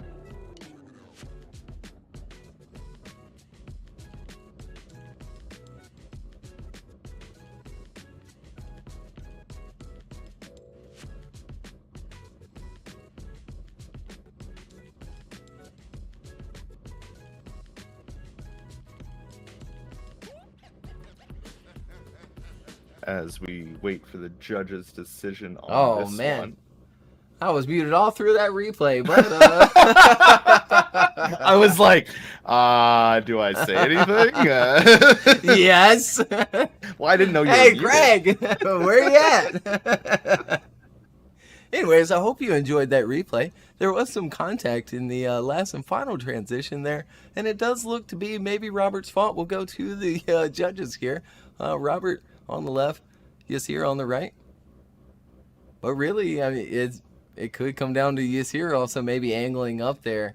But I think overall it looked pretty clean. Either way, it is going to come down to the contact and, whose fault it is, because the first half of the battle was really clean. Maybe a little bit of room that was left on the table from Yasir in the chase position. Really good lead out front from Robert. But maybe Robert going a little bit too hard in that chase position, and we'll wait on these judges.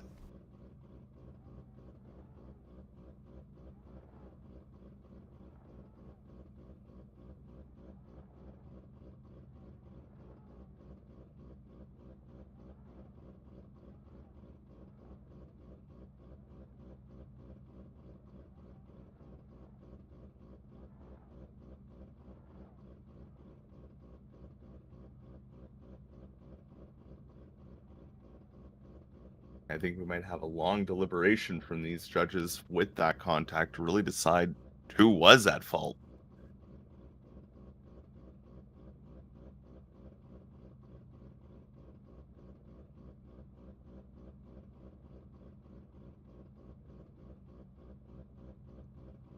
Probably going back on the live stream, slowing it down, really checking on Yasir's angle there, because again, we've already saw it once today where lead driver angled up a little bit too much than what the judges wanted. They even spoke about it with the drivers during the drivers meeting, that they didn't want to see him, really pouring on the angle coming into 5 or that outside zone 3. So when they make that first transition, they should set on the angle, stay on that angle, and hold that all the way through turn 2, and keep that through clip 5, and then make your transition, rather than setting the angle and then adding it and adding it and adding it, and to the point where you're really slowing up that momentum out front, and it really chokes the chase out here on this track.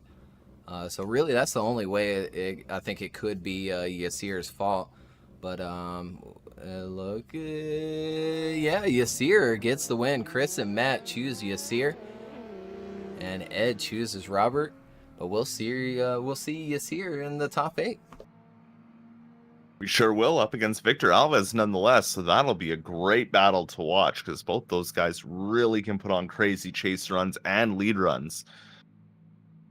As we move over to our next battle now, Reese Tatterson in the lead position in the Pro Drift Academy S15 up against Connor Christiansen in his S14.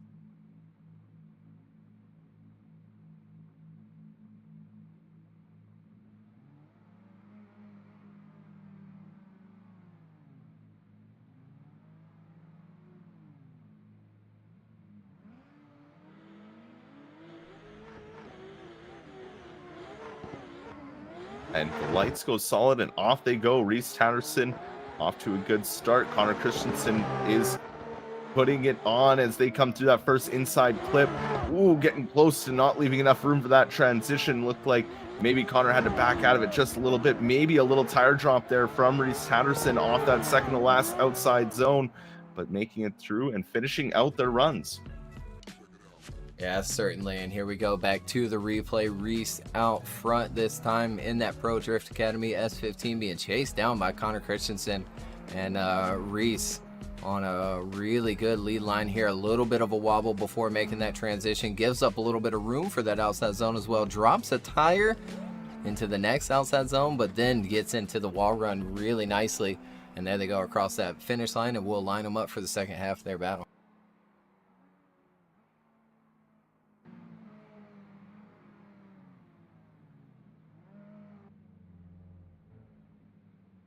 And they are back at the start gate, ready for that second half of the battle.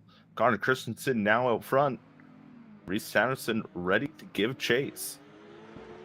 The lights go solid, and off they go.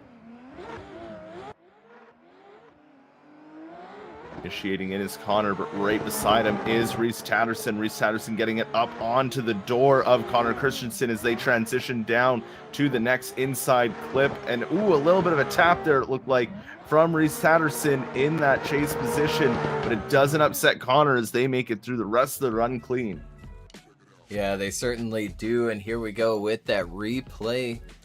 Again, Connor out front this time, being chased down by Reese Tatterson, and a good start here from Reese, as well as Connor. He's on a really good line, maybe a little bit shallow, but grabs the inside clip anyway, fills that next zone, and here you see Reese wash that front just a little bit, gives the door a tap, but then the last and final transition from Connor was really clean, setting into that last and final wall, and we'll go to the judges. Reese on the left, Connor on the right. Who's going to get the win, move on into that top 8.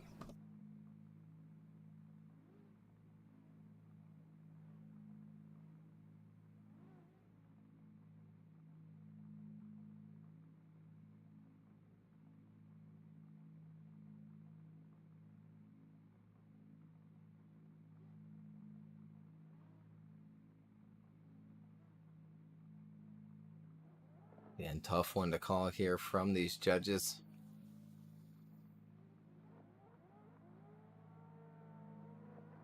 The drivers are really making those judges work today. Yeah, and hearing from the judges specifically is one more time, try harder, please. That's a direct quote from Chris Witowski. So we'll see him one more time. Great clip notes. To-do list. Do better. Check. Here we go with a one more time battle. Reese Tatterson back in the lead position. Connor Christiansen ready to give chase one more time to decide who's going to go on to the Great 8. Here they go, initiating in. Reese Tatterson off to a good start, and looking like Connor Christiansen leaving that little proximity off. Can't really make up for the speed that Reese Tatterson was putting on as they make that final transition. Now the proximity comes back. Reese Tatterson bounces off the wall at the end. Yeah, he certainly did. And here we go again with this replay. One more time battle. Reese out front, Connor giving chase, and leaves a bit of room once again in that chase position. Has to reel Reese in through this first turn and this first transition. He does so just there along the bumper, that last and final transition, and then Reese makes just a little mistake going a little bit too deep along that wall, and the wall takes a little bit of angle out of that car as he crosses that finish line.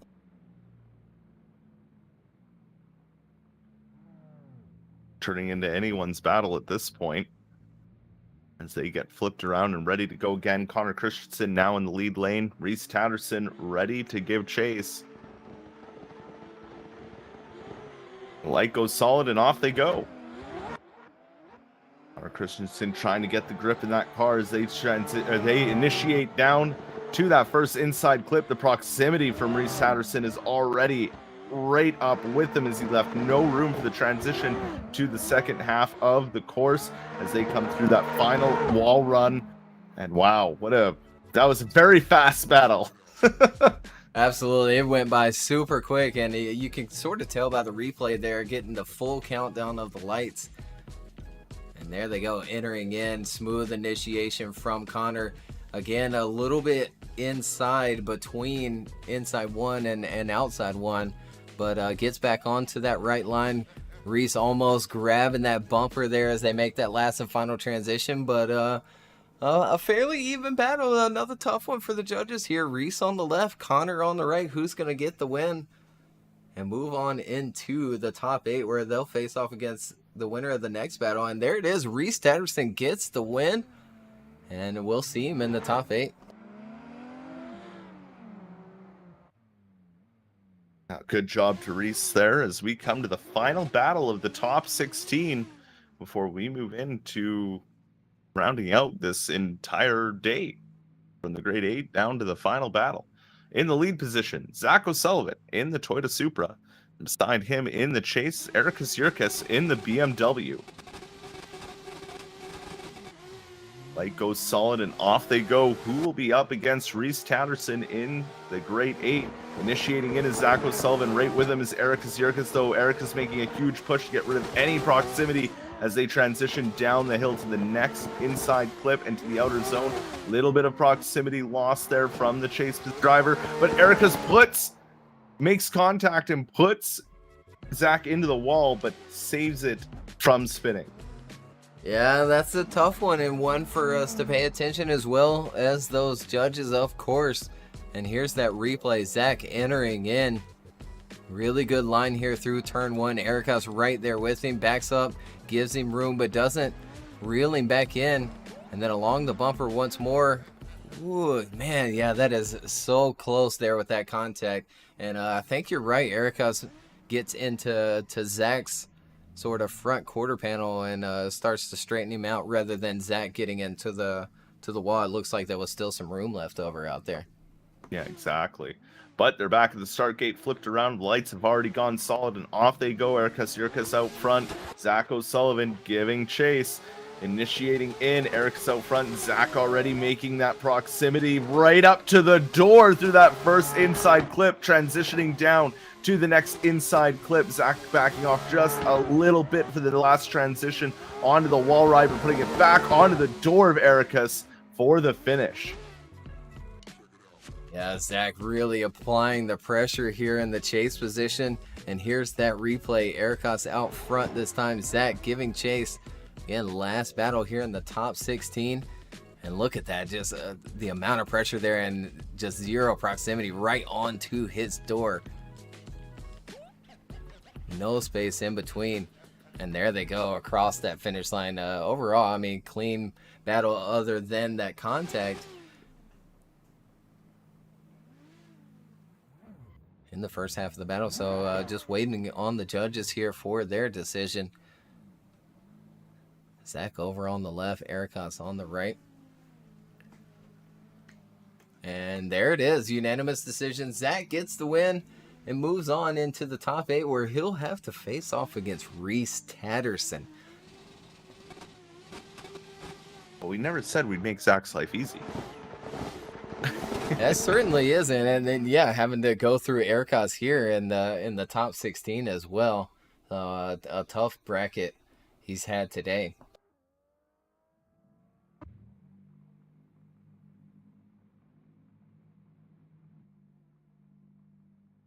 As we wait for the rest of the drivers to load in, we're down to our grade 8. Tikhon Poleski and Lukas Tasiemski will kick things off. Then Vaqueros Aliukas and Luciano Carneiro, Victor Alves and Yasser Saad, and then Reese Tatterson and Zach O'Sullivan before we get into the semifinals of this round of the Virtual Drift Championship here at the Misano World Circuit. Absolutely, some exciting battles ahead.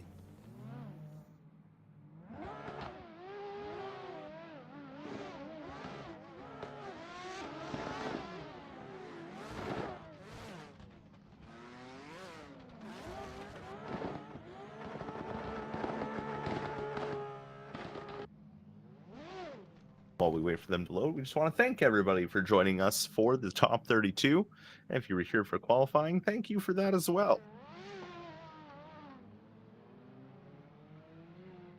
As we see Poleski pulling up to the line, and beside him, there is Aliukas Tasiemski. Poleski in the lead in his S14, and in the S15 is Aliukas in that chase position. The lights go solid, and off we go to get this grade 8 underway. Initiating in is Poleski, but right there on the door is Tasiemski as they transition down, but a huge hit to Tikon, but it doesn't upset this man on a mission. A great chase run from Aliukas, but I don't know if it'll be enough to upset the run that Tikon is on. Yeah, absolutely. I mean, just spot on lead run once again from Poleski out front. But Aliukas applying the pressure in that chase position through turn 1 here. Leaves enough space for the transition.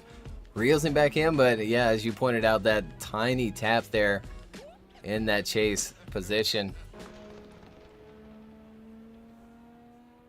And we'll switch him up and go to the second half where it's really up to Aliukas to put down a really clean lead run.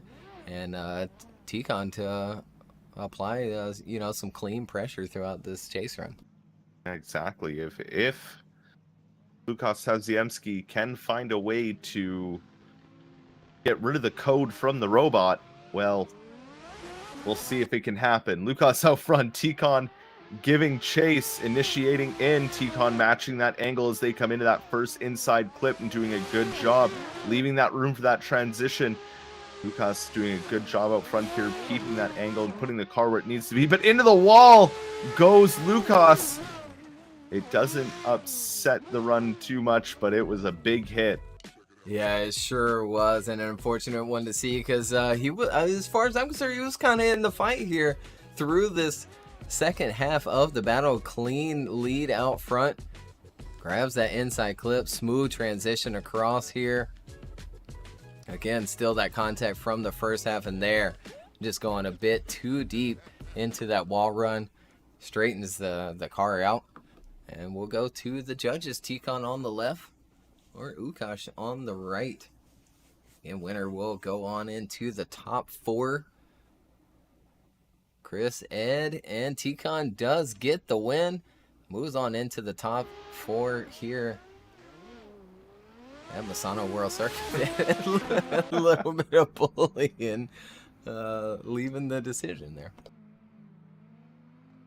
Next battle up is Vaqueros Aliukas and Luciano Carneiro. Luciano in that BMW in the chase position. Vaqueros in the yellow BMW in the lead lane. On the straight they go and initiate in. Good right to angle was Vaqueros, but already Luciano putting tons of pressure onto him, almost bumping him through that inside clip as they transition down to that second to last outer zone. One last transition. A little too deep when Vaqueros had to back out of it and reposition himself, but stuck with him was Luciano. Yeah, he certainly did. An unfortunate wall tap for Vaqueros out front as well. And here we go with that replay. Entering in nicely is both of these drivers. Now Luciano sacrificing a bit of angle in that chase position as he's been doing all day long here. In this position as well. Does give him a little bit of tab. Almost straightens the car out. But then jumps back onto the door after Vaqueros takes a bite out of that wall.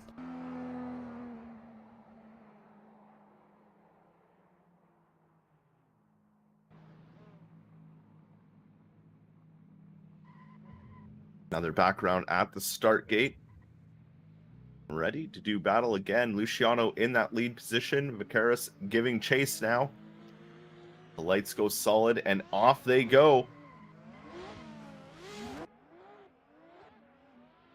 Initiating in is Luciano, but right behind him is Vaqueros, trying to put on that pressure early, but the speed of Luciano through that first inside clip was really quick.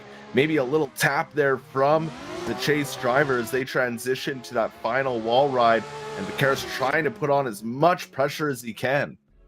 I am not sure how that contact wasn't more, effective in that run. It looked like Vaqueros almost ran him over there as we go back to the replay. Very clean through turn one, gives up enough room here and then right into the door, but Luciano stays on the right line, fills the next outside zone, transitions nicely into the last one, and we'll go to those judges. Vaqueros on the left, Luciano on the right. Who's going to get the win here and move on to face Tikon Poleski in the top four?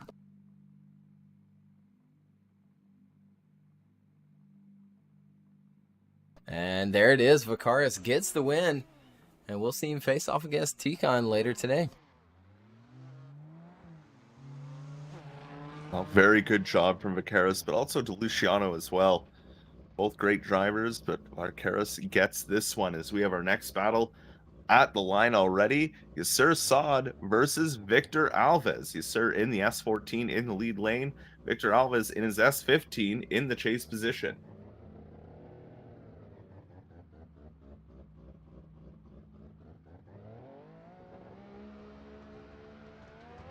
As the lights light up and go solid, this battle is now underway. Initiating in, Victor trying to stick right with him off of the initiation. Little bit of a correction coming into that first inside clip, but making it work. Victor Alves starting to put on that pressure coming through that second inside clip. One last transition onto the wall ride. Alves keeping that car right there beside Yasser the whole way down that track. Yeah, it sure was. And here we go with that replay. Yasser out front, transitioning in. Really clean and fast lead line. He does go just a little bit wide there, opening the door for Victor, who takes advantage, jumps onto the door there along the bumper as they make that last and final transition. There they go across that finish line for the first half of their top 8 battle.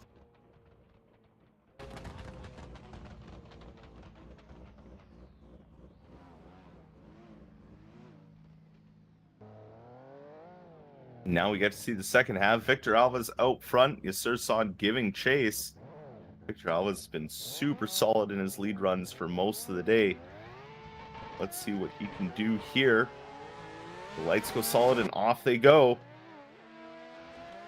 Initiating in is Victor Alves right to angle. Yasser Saad wasn't really expecting it, but makes up for it as they come through that inside clip and transition down to the next one. Yasser trying to put on that pressure and make up any proximity that he may have lost on the transition. Puts it on the door. Alves goes into the wall just a little bit, but it doesn't upset the end of the run. No, not really at all, and they kept things going, and here we go with that replay. Victor out front here. Really snappy initiation. A little bit of understeer from Yasser, but he keeps things going. Backs off for the transition, reels Victor back in. Well, Victor's on a really nice lead line, though, burying that bumper into that last and final wall ride. And once again, we'll go to the judges. Yasser on the left this time, Victor on the right. Winner goes on into the top 4 here at Misano. And look at there, regardless, this is going to be a one more time. They're going to line back up. Matt did choose Yasser Saad. But either way, we'll see him go at it once more. Well, this late into the competition, we don't mind some more drifting. I like to see it, and these two did very well against each other. So let's see them do it again and see if we can get a more distinctive winner. Yasser Saad now back in the lead position. Victor Alves ready to chase him down for this one more time battle. The lights go solid and off we go. Initiating in is Yasser. A little bit of contact there on the initiation from Victor Alves. Tons of angle added there from Yasser Saad, missing out on that inside clip, trying to just keep the car there, but there's Alves starting to really put the pressure down onto Yasser as they come through that finish line. Yeah, good start to the one more time battle here. And this time you see her out front, being chased down by Victor Alves. Good initiation once again by both. Victor on a little bit more angle, and you see her washed out of that first inside clip. Again, opening the door for Victor. He takes advantage once more, and there they go across that finish line.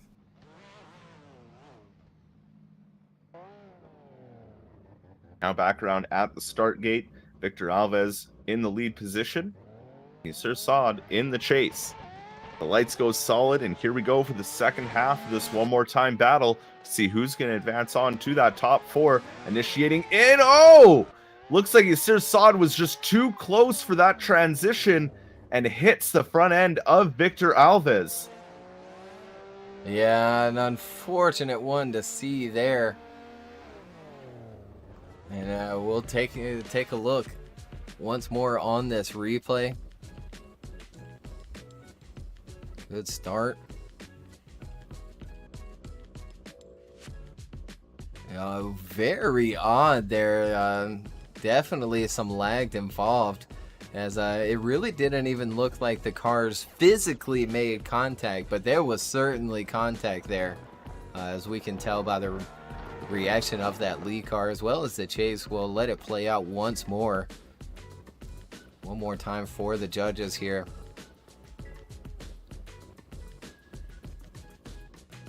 Yeah, super unfortunate, and that one there is going to be really tough for the judges to call, as we typically go with the car who is experiencing the lag, but there, I mean, it's just super tough to even tell which one of the drivers was lagging. I mean, at the same time, yeah, like Yasir entered in with really low angle, so it's almost an argument that he would have hit him anyway in that position, where Victor settled in on, a big angle, as he's been doing all day long. And there it is. Chris, Ed, and Matt do choose Victor Alves. He gets the win. An unfortunate way to get the win, but a win nonetheless, and we'll see him in the top 4. We sure will, and this has got to be feeling good for Victor Alves. He's probably really excited, but yes, sir, let's see you in the next round. As we move on to our last battle of this Grade 8. And an exciting battle coming up. Reese Tatterson up against Zach O'Sullivan. Zach O'Sullivan will be leading. Reese Tatterson will be giving chase. Zach in his Toyota Supra once they come around that corner. And Reese in the Pro Drift Academy S15. Yeah, and longtime buddies between these two. They even met up officially some years back on a trip from Forza. These guys have been in the community for a long time. Now we get to see them duke it out, as we have Zach O'Sullivan out front. Reese Tatterson already on the back bumper as they initiate in, getting right up on him, keeping that proximity, just grazing the rear bumper on the transition. A little bit of wavering from that chase position of Reese Tatterson, while the lead run there from Zach O'Sullivan was just spot on. Yeah, this battle really didn't disappoint here in the first half, and as you pointed out, Zach just on a tear out front in that lead position. Super clean, very smooth initiation, rolls onto that angle, holds that speed all the way through turn 1, but look at there, burying the bumper is Reese Tatterson in that chase position. Backs up a little bit there for the last and final one, but overall clean from the both of them.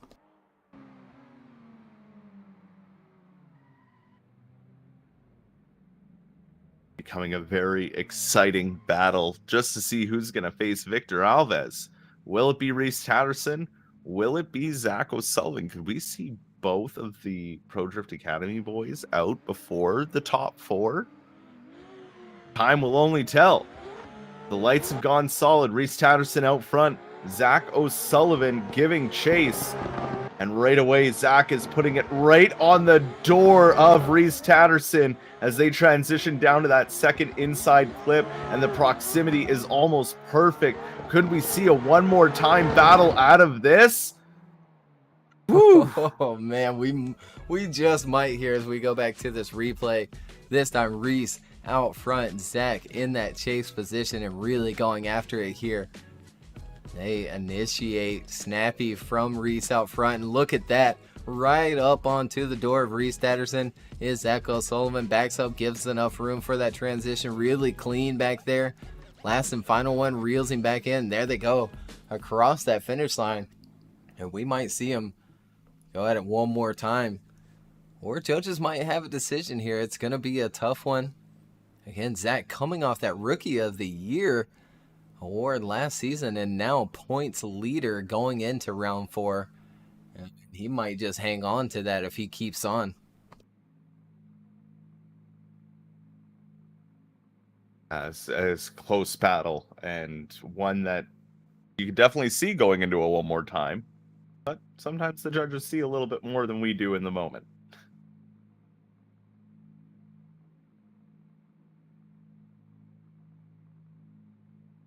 And guess what? They're going at it again. It's a one more time. We'll see them line up again. We'll see them bully each other as they leave the decision area there. And we'll watch them line back up. Well, there we go. One more time battle between Reese Tatterson and Zach O'Sullivan. Zach O'Sullivan will go back into that lead lane in his Toyota Supra. Reese Tatterson into the chase lane in his Pro Drift Academy S15.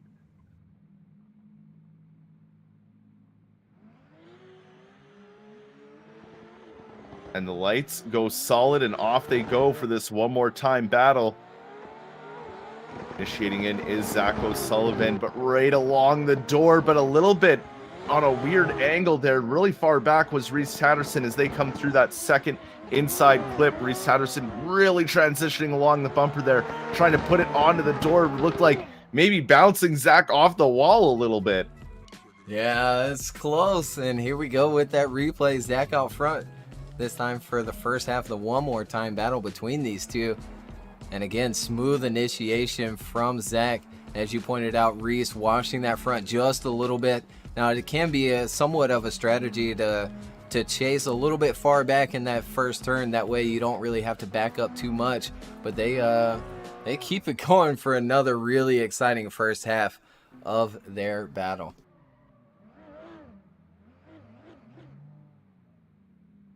Well, I knew a one more time between these two would not disappoint, and it definitely hasn't. Reese Tatterson in the lead lane, Zach O'Sullivan giving chase. It's the second half of their one more time battle, and off they go.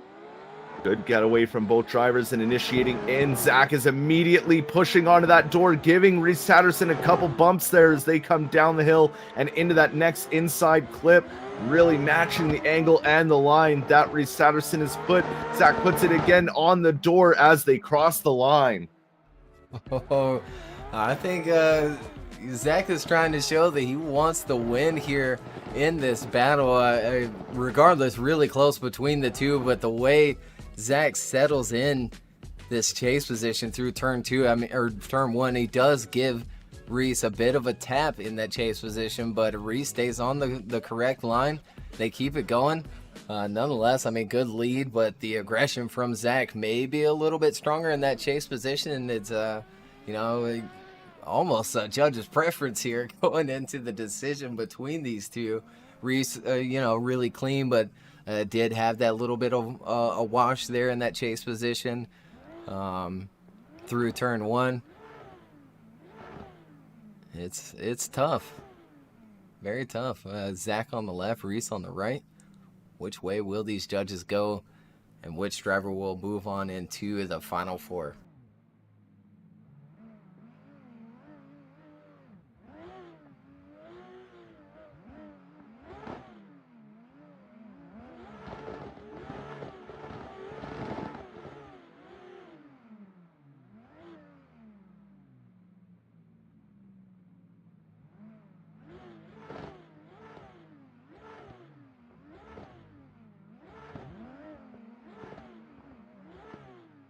Now for the deliberation. It definitely is quite the deliberation. Another tough one. We may see him go one more time again. The judges really can't come to a solid decision. They may just send him one more time again.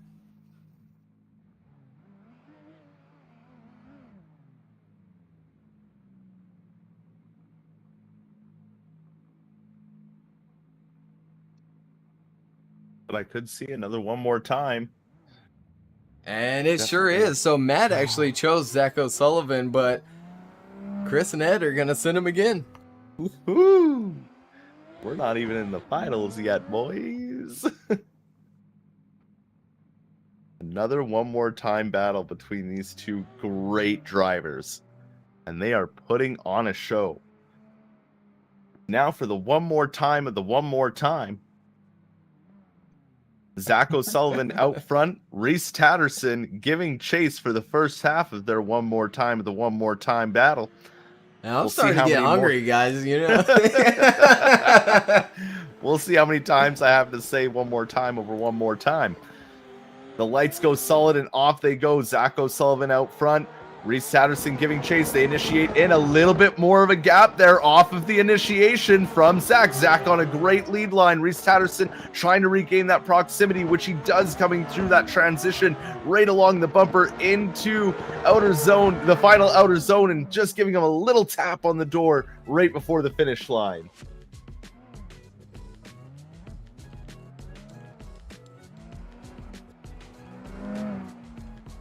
I really hope Craig isn't muted while doing this. I sure was. And yeah, as you pointed out, a big gap established really early from Zach. I mean, just flying down the straight and then the way he rolls through that initiation. But Reese, after that, doing a fantastic job in that chase position, reeling Zach back in and sticking with him through the remainder of the course.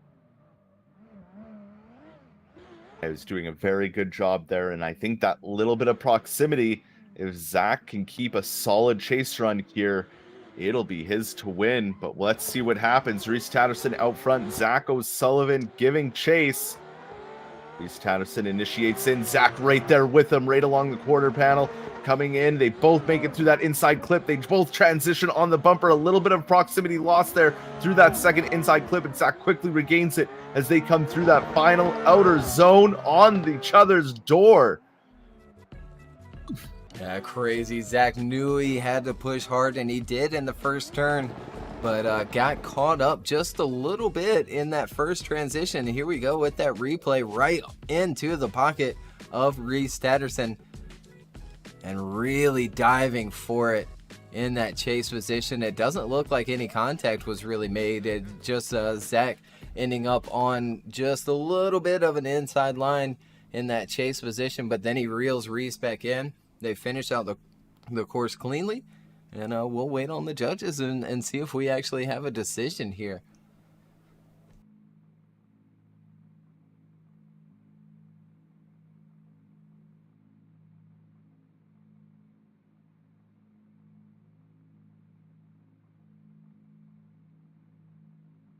It's going to be a very close one, chat. Feel free to say who you want to win. Hype up your favorite driver out of this battle.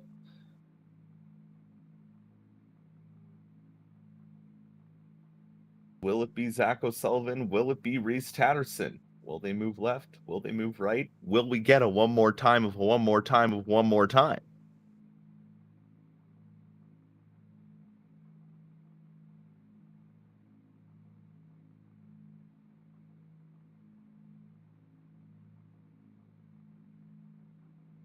That's interesting. It seemed like drivers wanted Zach for that second one more time, but this time Reese, and it is going to be Reese. Chris and Ed choose Reese Tatterson. Matt goes with another one more time, but Reese is going to move on into the Final Four to face Victor Alves. Well, a good job from both these drivers, and what a show did they put on for us today. As now we move on to our final four battles of the night, or afternoon, or morning, depending on where you're watching us from. As now we have Tikon Poleski and Vikaris Aliukas for the next battle, and after that, Victor Alves and Reese Tatterson, coming off of that crazy win against Zach O'Sullivan and that hard-fought win. Before we get into the finals, of round 4 of the Virtual Drift Championship.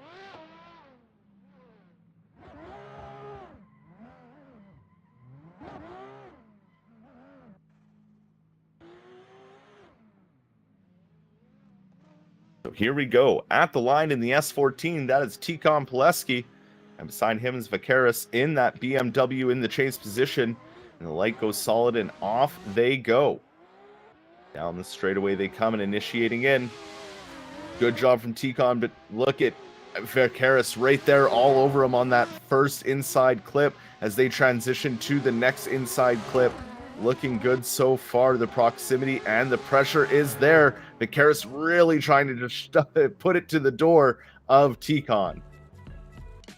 Yeah, and he did an okay job against Tikon, who we know is just so fast, especially down the run-up. But Vacaris found a way to keep up with him, reels him in for turn 1 here as they come through that first inside clip. Great transition by the both of them. Really good in that chase position. Drops back maybe a little bit too much there in that chase, but reels him back in for the last and final outside zone of the course. And we'll switch him up and go to the second half of the battle.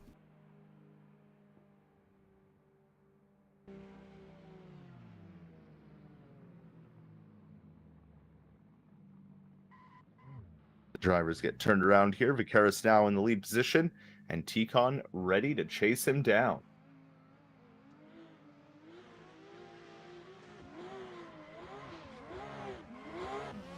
And off they go for the second half of this battle. Vacaris out front, Tikon giving chase. Tikon already matching his angle and putting it right on the door as they come through that first inside clip. Transitioning down the hill, a little bobble from Tikon in the chase position. That is something we don't see often, but making it through in a good lead run there from Vacaris. Yeah, it certainly was. And then I was afraid Tikon was going to get into the wall there in that chase position as well, as he went super deep there. Great initiation from Tikon, very similar to what we saw him do at Stirrup. Sticks with him, backs off for the transition, reels him back in, does have an angle correction there, as you said, a little bobble, and then goes for it again in that last and final outside zone. There they go across that finish line, and we go to the judges. Tikon on the left or Vacaris on the right, and quickly all 3 judges choose Tikon Poleski. He moves on, and we'll see him in the final battle here at Misano World Circuit.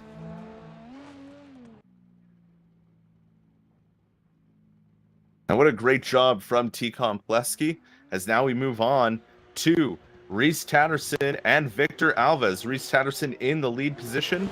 Victor Alves giving chase as we see them come down the straightaway and initiate in, and a gap already from Reese Tatterson out front after coming off that crazy battle with Zach O'Sullivan. Victor trying to regain that proximity, just can't seem to get it to the door of Reese Tatterson as they come across the line and finish out the first half of their battle. And here we go with that replay again. Top 4 between these two. Reese Tatterson out front and out to a big lead through that initiation, and Victor doing everything he can to reel him back in. He does so a little bit, drops back for the transition, reels him in again, drops back for the transition, and then finally getting up into that pocket of Reese Tatterson out front in that Pro Drift Academy S15. Now back at the line they are. Victor Alves going to be leading Reese Tatterson in the chase position.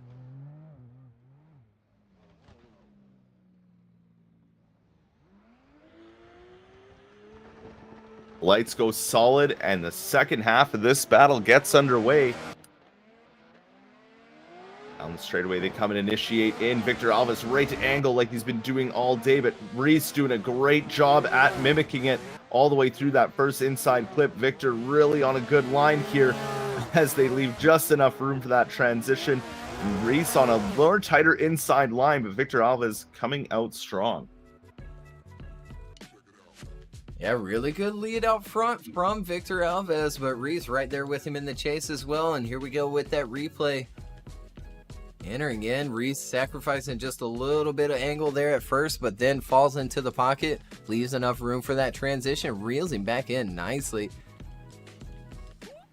And there into the last and final outside zone. Reese did sacrifice just a little bit of line there, not really getting into that last and final outside zone, but did have great proximity. We'll wait on these judges. Left for Reese Tatterson or right for Victor Alves, or could we see him go one more time? And no, unanimous decision. Reese Tatterson gets the win. He'll move on into the finals to face off against Tikon Poleski. But first, we have our third place battle between Vakaris and Victor Alves. That is right, and Vakaris is going to take that lead lane as we see him pull up now, up against Victor Alves, who will be starting off in the chase position.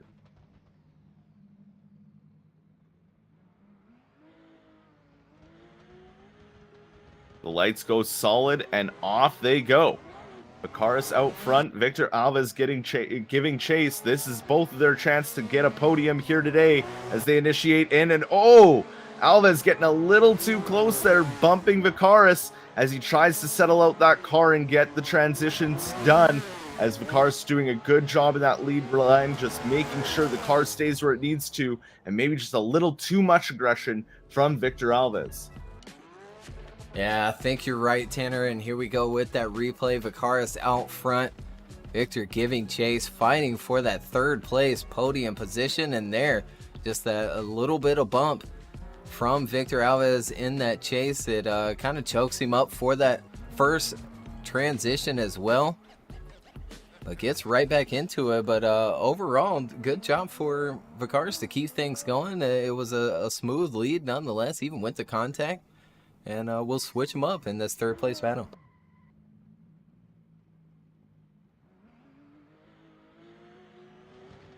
Now they're back at the start line and the lights are about to go down. Victor Alves out front, Vakaris giving chase now.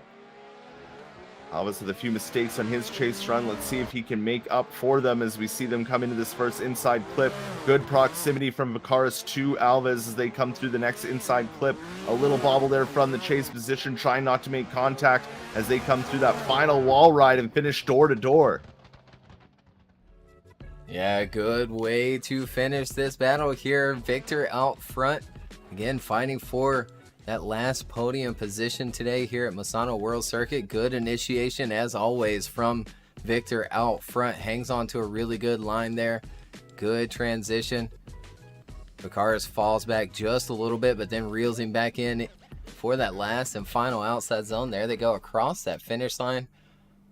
But I think it's going to come down to the mistakes in that first half of the battle. But we'll go to the judges. Vakaris on the left, Victor Alves on the right. Winner takes home third place here at round 4. And there it is, Vakaris. Congratulations. He takes home the third place podium here at round 4 Misano World Circuit. Big congratulations there to Vakaris. Did very well today and did very hard driving. But now we move on to our final battle of the evening. Here at round 4, the Virtual Drift Championship, powered by Next Level and sponsored by Grip Royal and TireStacks.com. We have Tikon Poleski in the S14 in the lead lane and getting chased down by Reese Tatterson in the Pro Drift Academy S15 as we see them initiate in. Already Reese Tatterson going a little bit wider than Tikon, but keeping that proximity on the door as we see him sink right up like a magnet as they transition one more time to that wall ride. And look at that. Yeah, good start to the final battle here at Misano World Circuit. Tikon out front, being chased by Reese Tatterson. And here we go with that replay. Again, first half of the battle. Great initiation from Tikon on a really nice line. Reese falls back just a little bit there, but does a good job through that transition. And then gives a little boop to Tikon out front. Tikon even drops maybe a half a tire along that outside zone, but they keep it going. And a great finish to the first half of their battle. Going to be a great battle indeed. Coming off a hard-fought victory with Zach O'Sullivan going 2 more times, then beating out Victor Alves, and now he's here. Reese Tatterson in the lead lane, and Tikon Poleski in the chase.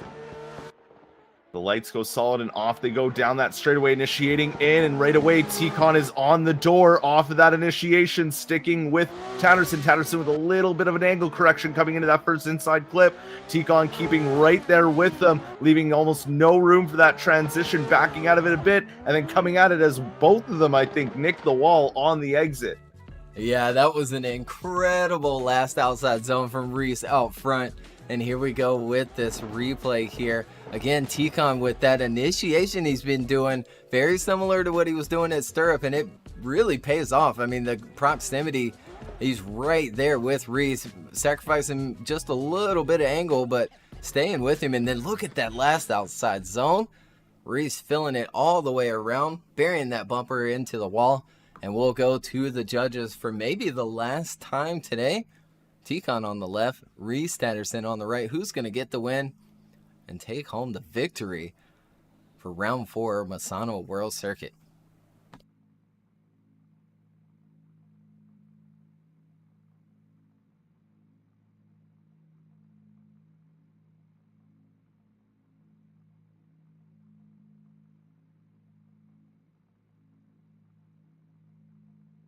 In chat's undecided. I see Tikon, I see Reese.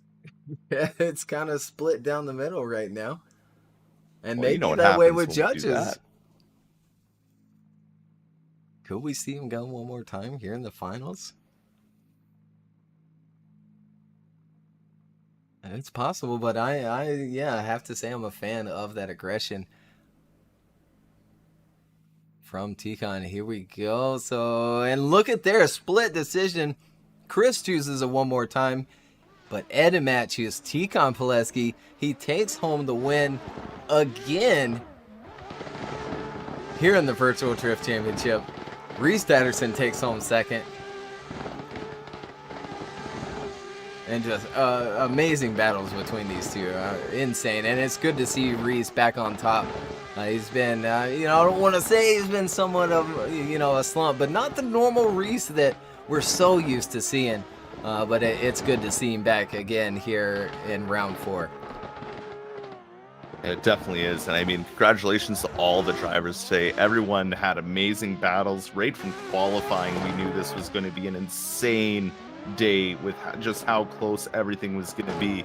And super excited for Tikon for that win, for Reese Tatterson for his second place, and for Vicaris for his podium finish as well.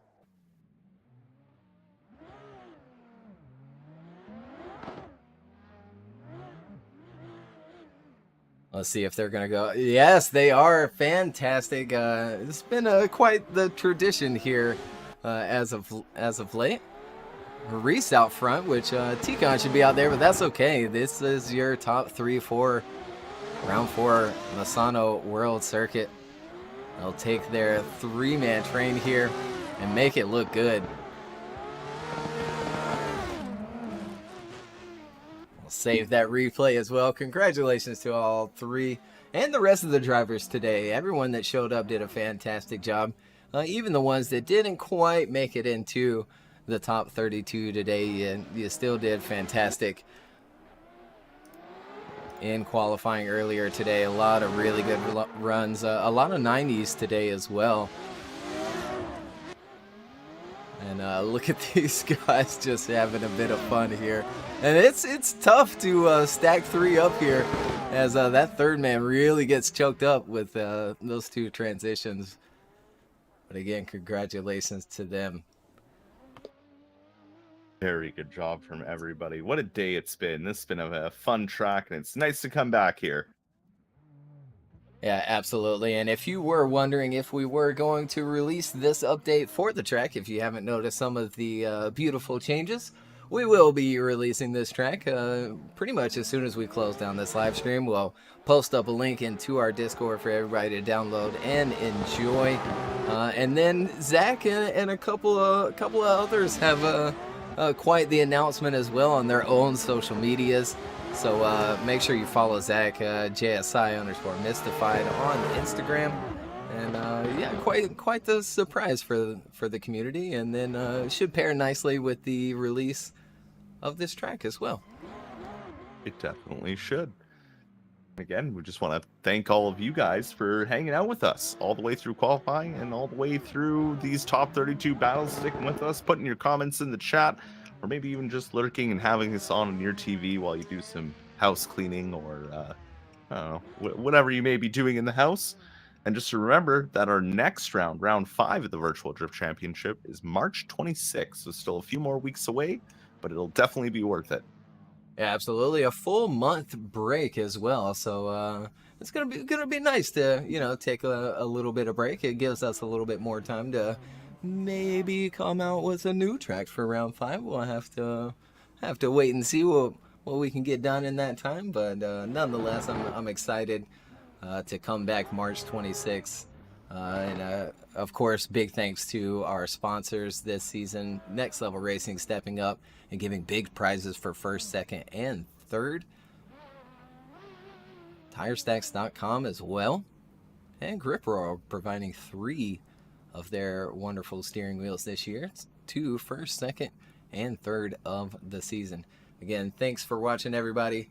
We'll be back in a month's time for round 5, and we'll see you all then.